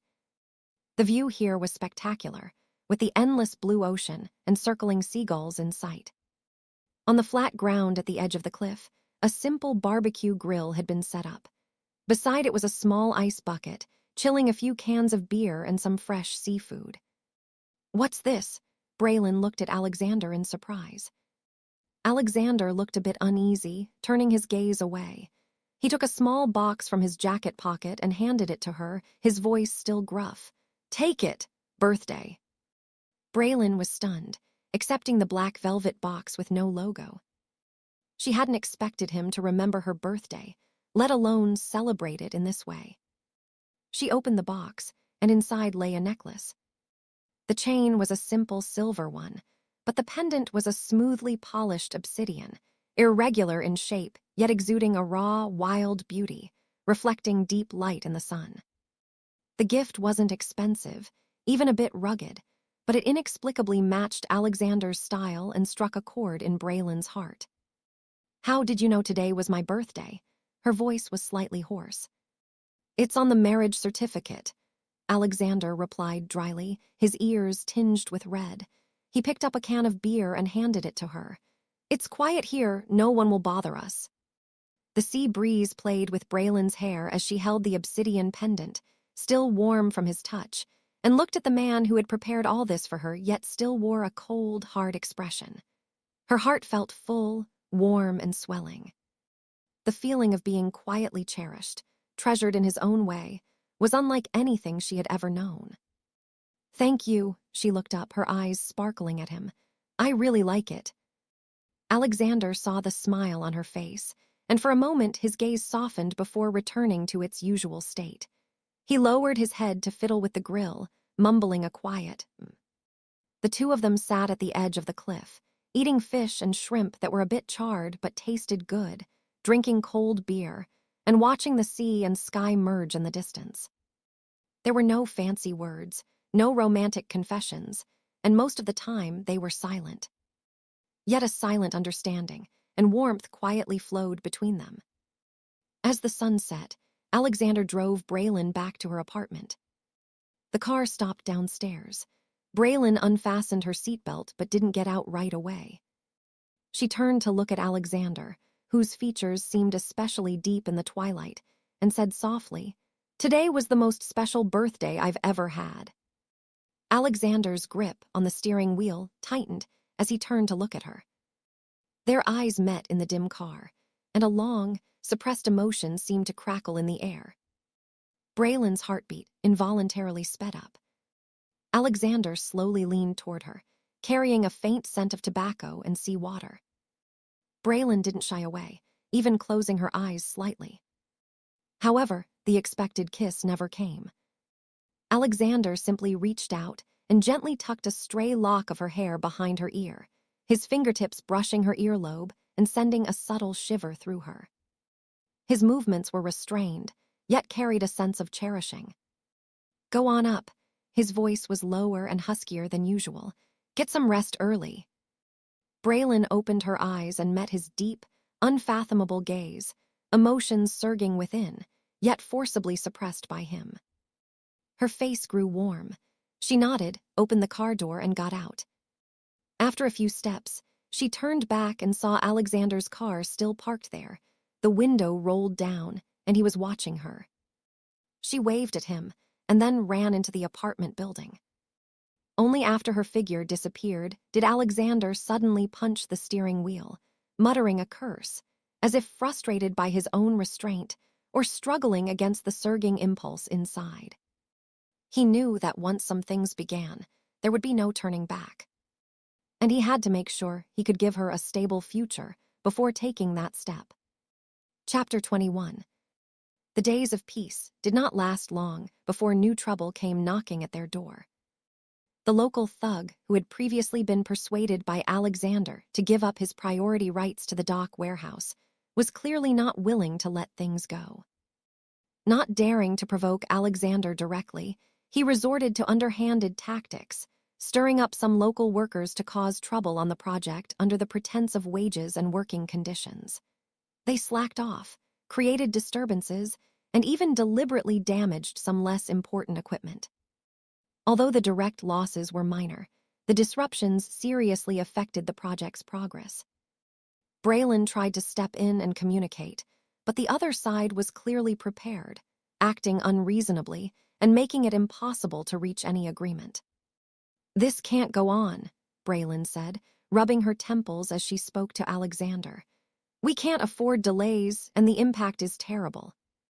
Alexander looked out the window at the workers who were clearly there to cause trouble, his gaze icy. "I know who's behind this." "So what should we do? Go talk to him again?" Braelynn asked worriedly. She didn't want Alexander to take any more risks. Alexander shook his head.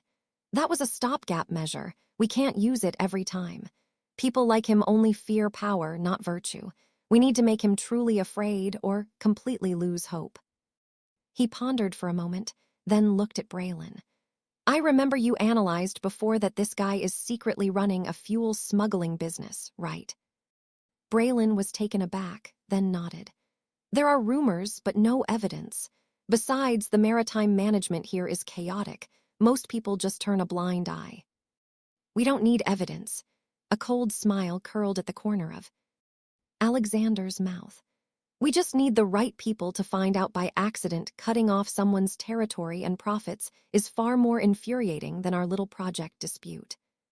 Braelynn instantly understood what he meant, using one enemy to get rid of another. Although the method wasn't exactly above board, perhaps it was the best way to deal with such a treacherous person. She had to admit, when it came to handling these underhanded rules, Alexander was far more ruthless and decisive than she was. Could there be risks? She was still a bit worried. "Don't worry," Alexander said, looking at her. "This time, we don't have to do anything ourselves. As long as his rivals get the information, someone else will take care of him. We just sit back and watch." Over the next few days, Alexander arranged for someone to casually leak some secrets about the thugs, smuggling routes and schedules, to a rival faction that held a grudge against him. Sure enough, it wasn't long before news arrived.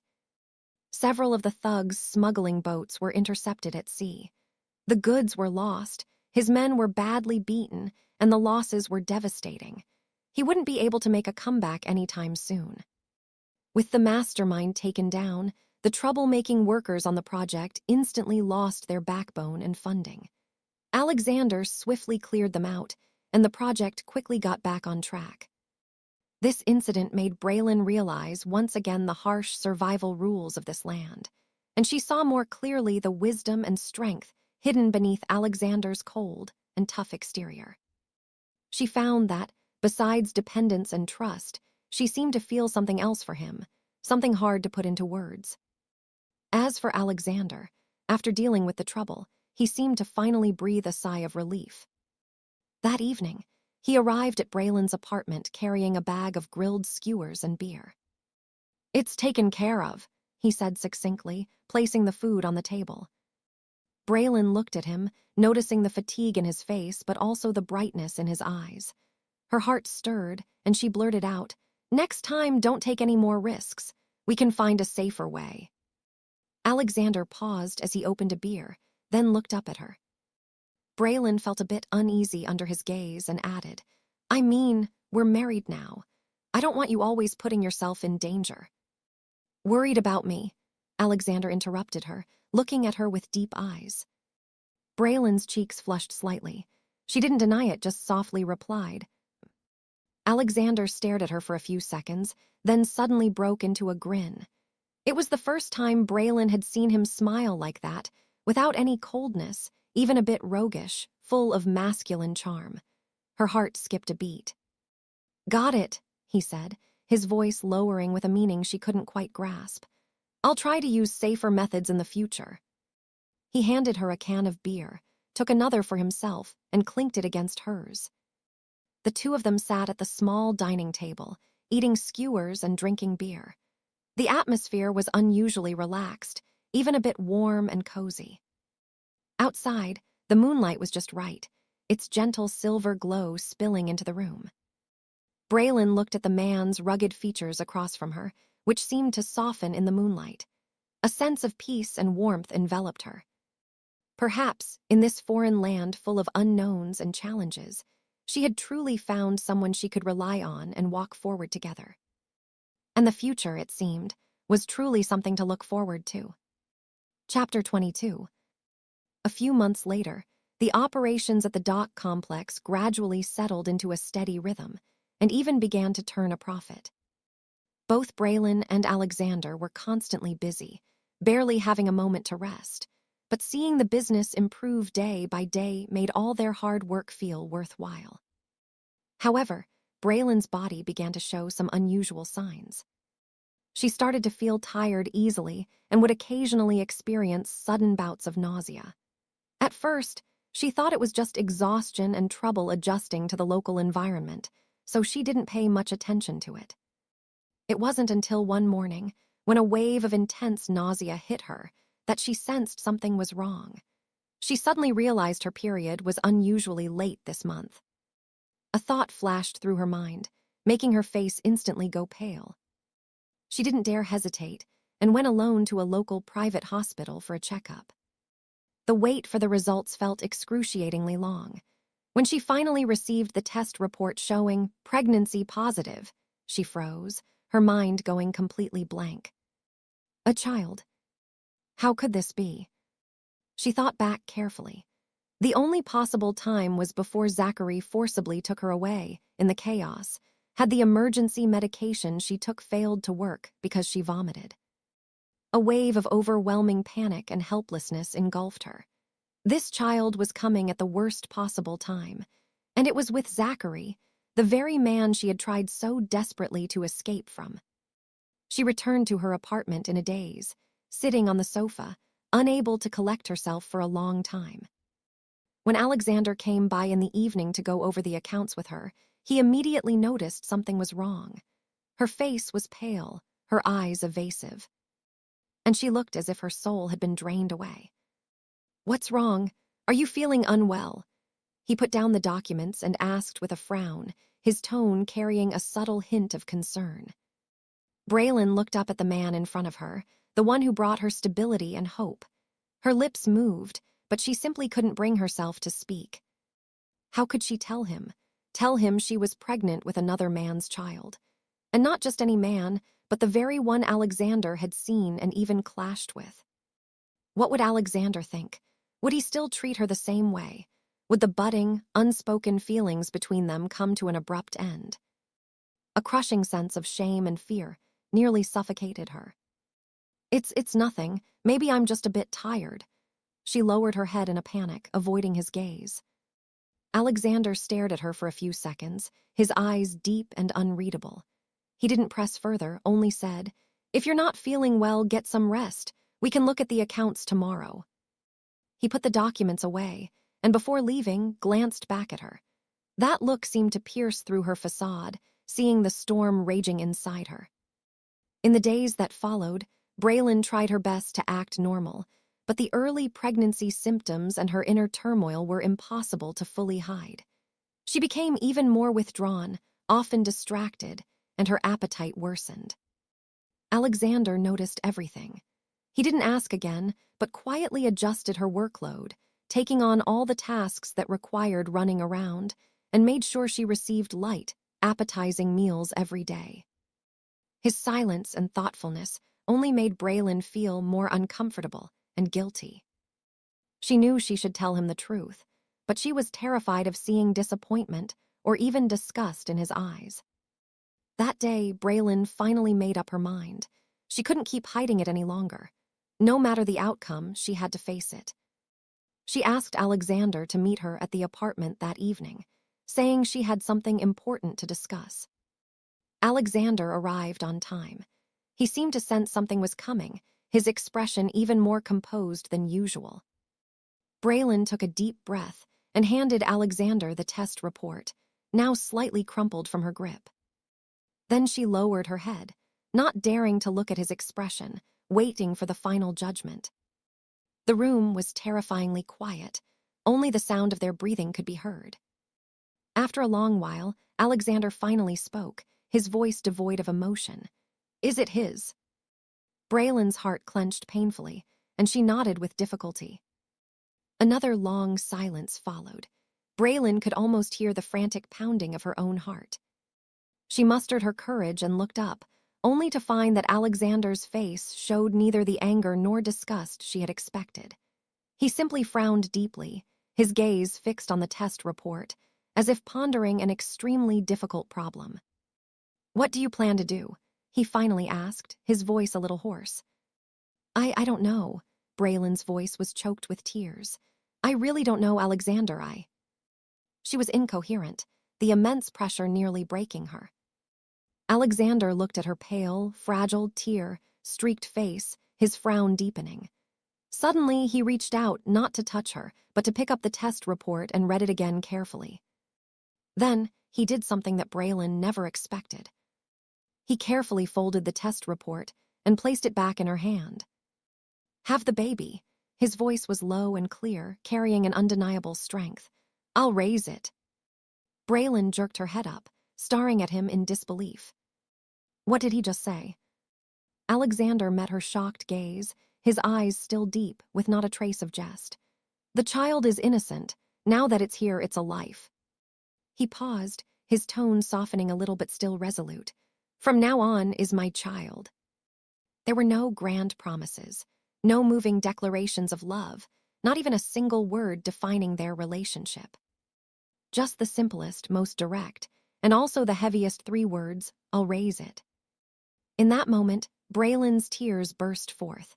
It wasn't grievance or fear, but an indescribable flood of emotion, mixed with gratitude, guilt, and overwhelming shock, that broke down all her defenses. She had never imagined that this man would accept her, and this sudden, unplanned child in such a way. Chapter 23.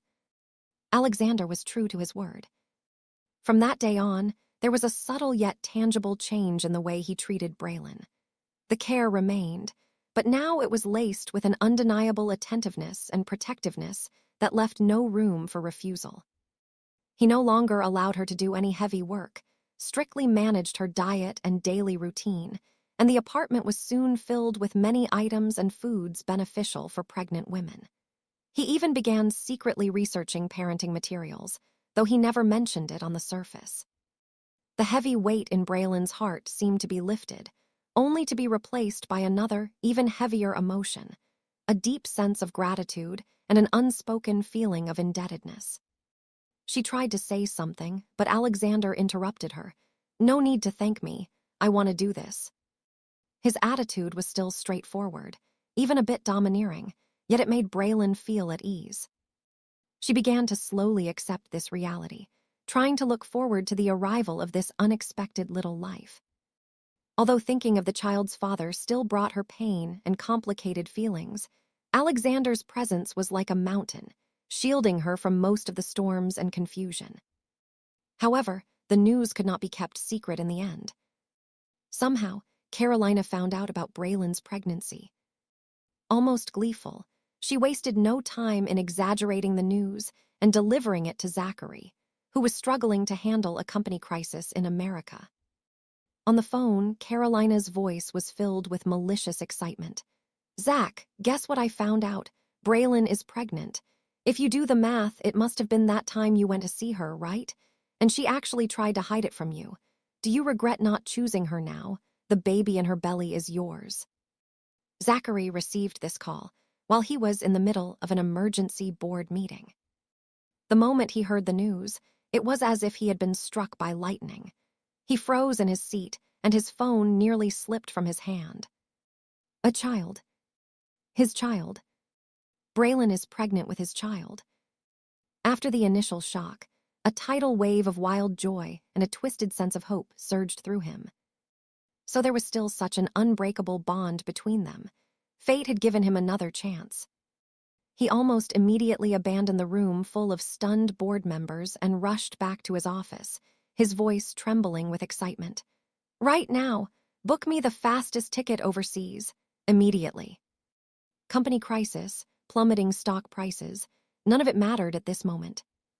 He was going to have a child, his and Braelynn's child. This time, no matter what, he was going to bring her back. The three of them were meant to be a family. Zachary appeared before Braelynn once again, his demeanor bordering on madness. This time, he was no longer filled with the anger and resentment of their last encounter, but instead carried an almost obsessive excitement and fervor. He barged straight into the office of the community center, ignoring the attempts of Alexander's subordinates to stop him. His eyes were fixed on Braelynn's barely noticeable belly, and his voice trembled with agitation. "Braelynn, I know everything now. The child is mine, isn't it? Why didn't you tell me?" When Braelynn saw him, her face instantly turned pale. She instinctively took a step back, protectively shielding her stomach. "Zachary, get out. You're not welcome here." "No, I'm not leaving." Zachary stepped forward, his gaze burning with a frightening intensity. "Braelynn, this is our child. This is the bond between us. Come back with me. Let's get married. Give the child a complete family. I'll treat you well and treat the child even better. Let's forget everything in the past and start over, okay?" His words were urgent and chaotic, filled with unrealistic fantasies. "Keep dreaming." Braelynn trembled with anger. "Zachary, listen carefully. This child is mine and has nothing to do with you. I will never go back with you, and I will never let the child acknowledge you." "How could it have nothing to do with me? I'm his father," Zachary growled. "Braelynn, don't be stubborn. How are you going to raise a child on your own? Do you want the child to suffer with you in a place like this? With me, he can have the best of everything." "The best of everything." Braelynn looked as if she'd heard the most ridiculous joke, her eyes cold and filled with grief. "Is that the best, filled with calculation and betrayal?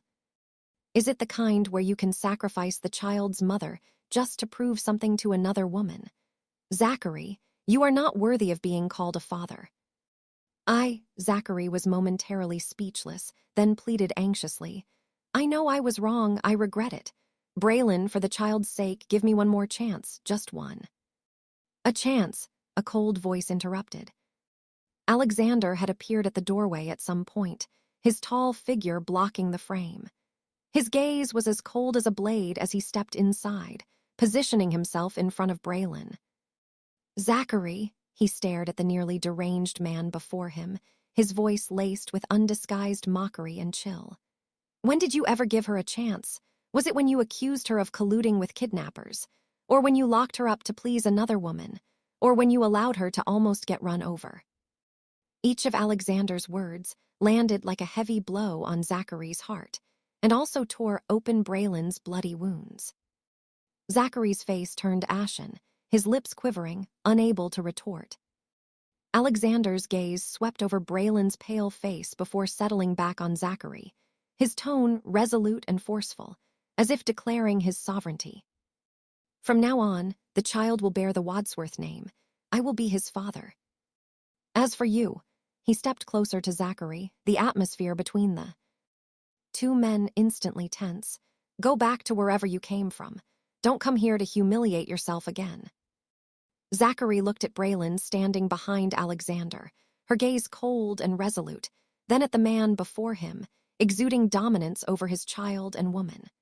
Overwhelming jealousy, anger, and despair finally consumed him completely. "Don't even think about it." He suddenly turned to Braelynn, his eyes now disturbingly obsessive and even crazed. "Braelynn, listen to me. This child must acknowledge his ancestry. If you don't come with me, I'll sue you. I'll fight for custody. I have plenty of money and lawyers. I'll make sure you lose everything, and you won't even get to see the child." He had completely lost his sanity, spewing threats without restraint. Braelynn was frightened by the ruthlessness and determination in his words, her face growing even paler as she instinctively clutched her belly tighter. Alexander's gaze instantly dropped to freezing point. He grabbed Zachary's collar, his voice low and terrifying, carrying a beast-like threat. "Go ahead and try. Let's see if your fidget family lawyers are faster or if my methods are harsher." He leaned in close to Zachary's ear, speaking in a voice only the two of them could hear, coldly uttering a few words. "I don't mind making you disappear for good." Zachary was intimidated by the undisguised ruthlessness and murderous intent in Alexander's eyes. He knew this man wasn't joking. He really would do it. A cold fear instantly extinguished his frenzy, bringing him back to his senses. Chapter 24. Zachary appeared before Braelynn once again, his demeanor bordering on madness. This time, he was no longer filled with the anger and resentment of their last encounter, but instead carried an almost obsessive excitement and fervor. He barged straight into the office of the community center, ignoring the attempts of Alexander's subordinates to stop him. His eyes were fixed on Braelynn's barely noticeable belly, and his voice trembled with agitation. "Braelynn, I know everything now. The child is mine, isn't it? Why didn't you tell me?" When Braelynn saw him, her face instantly turned pale. She instinctively took a step back, protectively shielding her stomach. "Zachary, get out. You're not welcome here." "No, I'm not leaving." Zachary stepped forward, his gaze burning with a frightening intensity. "Braelynn, this is our child. This is the bond between us. Come back with me. Let's get married. Give the child a complete family. I'll treat you well and treat the child even better. Let's forget everything in the past and start over, okay?" His words were urgent and chaotic, filled with unrealistic fantasies. "Keep dreaming." Braelynn trembled with anger. "Zachary, listen carefully. This child is mine and has nothing to do with you. I will never go back with you, and I will never let the child acknowledge you." "How could it have nothing to do with me? I'm his father," Zachary growled. "Braelynn, don't be stubborn. How are you going to raise a child on your own? Do you want the child to suffer with you in a place like this? With me, he can have the best of everything." "The best of everything." Braelynn looked as if she'd heard the most ridiculous joke, her eyes cold and filled with grief. "Is that the best, filled with calculation and betrayal? Is it the kind where you can sacrifice the child's mother just to prove something to another woman? Zachary, you are not worthy of being called a father." Zachary was momentarily speechless, then pleaded anxiously. "I know I was wrong. I regret it. Braelynn, for the child's sake, give me one more chance, just one." "A chance," a cold voice interrupted. Alexander had appeared at the doorway at some point, his tall figure blocking the frame. His gaze was as cold as a blade as he stepped inside, positioning himself in front of Braelynn. "Zachary," he stared at the nearly deranged man before him, his voice laced with undisguised mockery and chill. "When did you ever give her a chance? Was it when you accused her of colluding with kidnappers? Or when you locked her up to please another woman? Or when you allowed her to almost get run over?" Each of Alexander's words landed like a heavy blow on Zachary's heart, and also tore open Braelynn's bloody wounds. Zachary's face turned ashen, his lips quivering, unable to retort. Alexander's gaze swept over Braelynn's pale face before settling back on Zachary, his tone resolute and forceful, as if declaring his sovereignty. From now on, the child will bear the Wadsworth name. I will be his father. As for you, he stepped closer to Zachary, the atmosphere between the two men instantly tense. Go back to wherever you came from. Don't come here to humiliate yourself again. Zachary looked at Braelynn standing behind Alexander, her gaze cold and resolute, then at the man before him, exuding dominance over his child and woman. Overwhelming jealousy, anger, and despair finally consumed him completely. Don't even think about it. He suddenly turned to Braelynn, his eyes now disturbingly obsessive and even crazed. Braelynn, listen to me. This child must acknowledge his ancestry. If you don't come with me, I'll sue you. I'll fight for custody. I have plenty of money and lawyers. I'll make sure you lose everything, and you won't even get to see the child. He had completely lost his sanity, spewing threats without restraint. Braelynn was frightened by the ruthlessness and determination in his words, her face growing even paler as she instinctively clutched her belly tighter. Alexander's gaze instantly dropped to freezing point. He grabbed Zachary's collar, his voice low and terrifying, carrying a beast-like threat. Go ahead and try. Let's see if your fidget family lawyers are faster or if my methods are harsher. He leaned in close to Zachary's ear, speaking in a voice only the two of them could hear, coldly uttering a few words. I don't mind making you disappear for good. Zachary was intimidated by the undisguised ruthlessness and murderous intent in Alexander's eyes. He knew this man wasn't joking. He really would do it. A cold fear instantly extinguished his frenzy, bringing him back to his senses. Alexander suddenly released him, as if tossing away a piece of trash. Get out. Zachary staggered back a step, looking at Alexander standing like an impenetrable wall protecting Braelynn, then at Braelynn's wary and disgusted gaze. He knew he had been utterly defeated once again. And this time, he had lost even more completely, even more hopelessly. He retreated in a daze, his eyes hollow. At last, he glanced at Braelynn's belly. Inside was the continuation of his bloodline, yet it might also be a dream he could never reach. He finally understood that he had lost Braelynn for good. Along with the child who had come unexpectedly, he had lost them forever. Like a beaten, broken stray dog, he left in utter disgrace. In the office, only Braelynn and Alexander remained. Braelynn could no longer hold herself up. Her legs gave way, and she nearly collapsed. Alexander caught her just in time, pulling her tightly into his arms. Leaning against his solid, warm chest, Braelynn listened to his steady, powerful heartbeat. Her nerves, stretched taut for so long, finally relaxed, and tears of fear and grievance silently fell. Don't be afraid. Alexander's voice sounded above her head, low and reassuring. I'm here. He gently stroked her back, his movements a bit clumsy, but full of protective intent. I won't let anyone take him away, and I won't let anyone hurt you. This time, his promise was clear and unwavering. Braelynn nodded in his arms, and for the first time, she reached out and wrapped her arms around his waist. Outside the window, the sunset was blood, red, stretching and merging their shadows tightly together. The road ahead might still be difficult, but at least in this moment, they leaned on each other, facing it together. The end. And that's a wrap on today's reading here at Booked for Drama. If you felt anything, rage, swoon, secondhand heartbreak, let me know in the comments.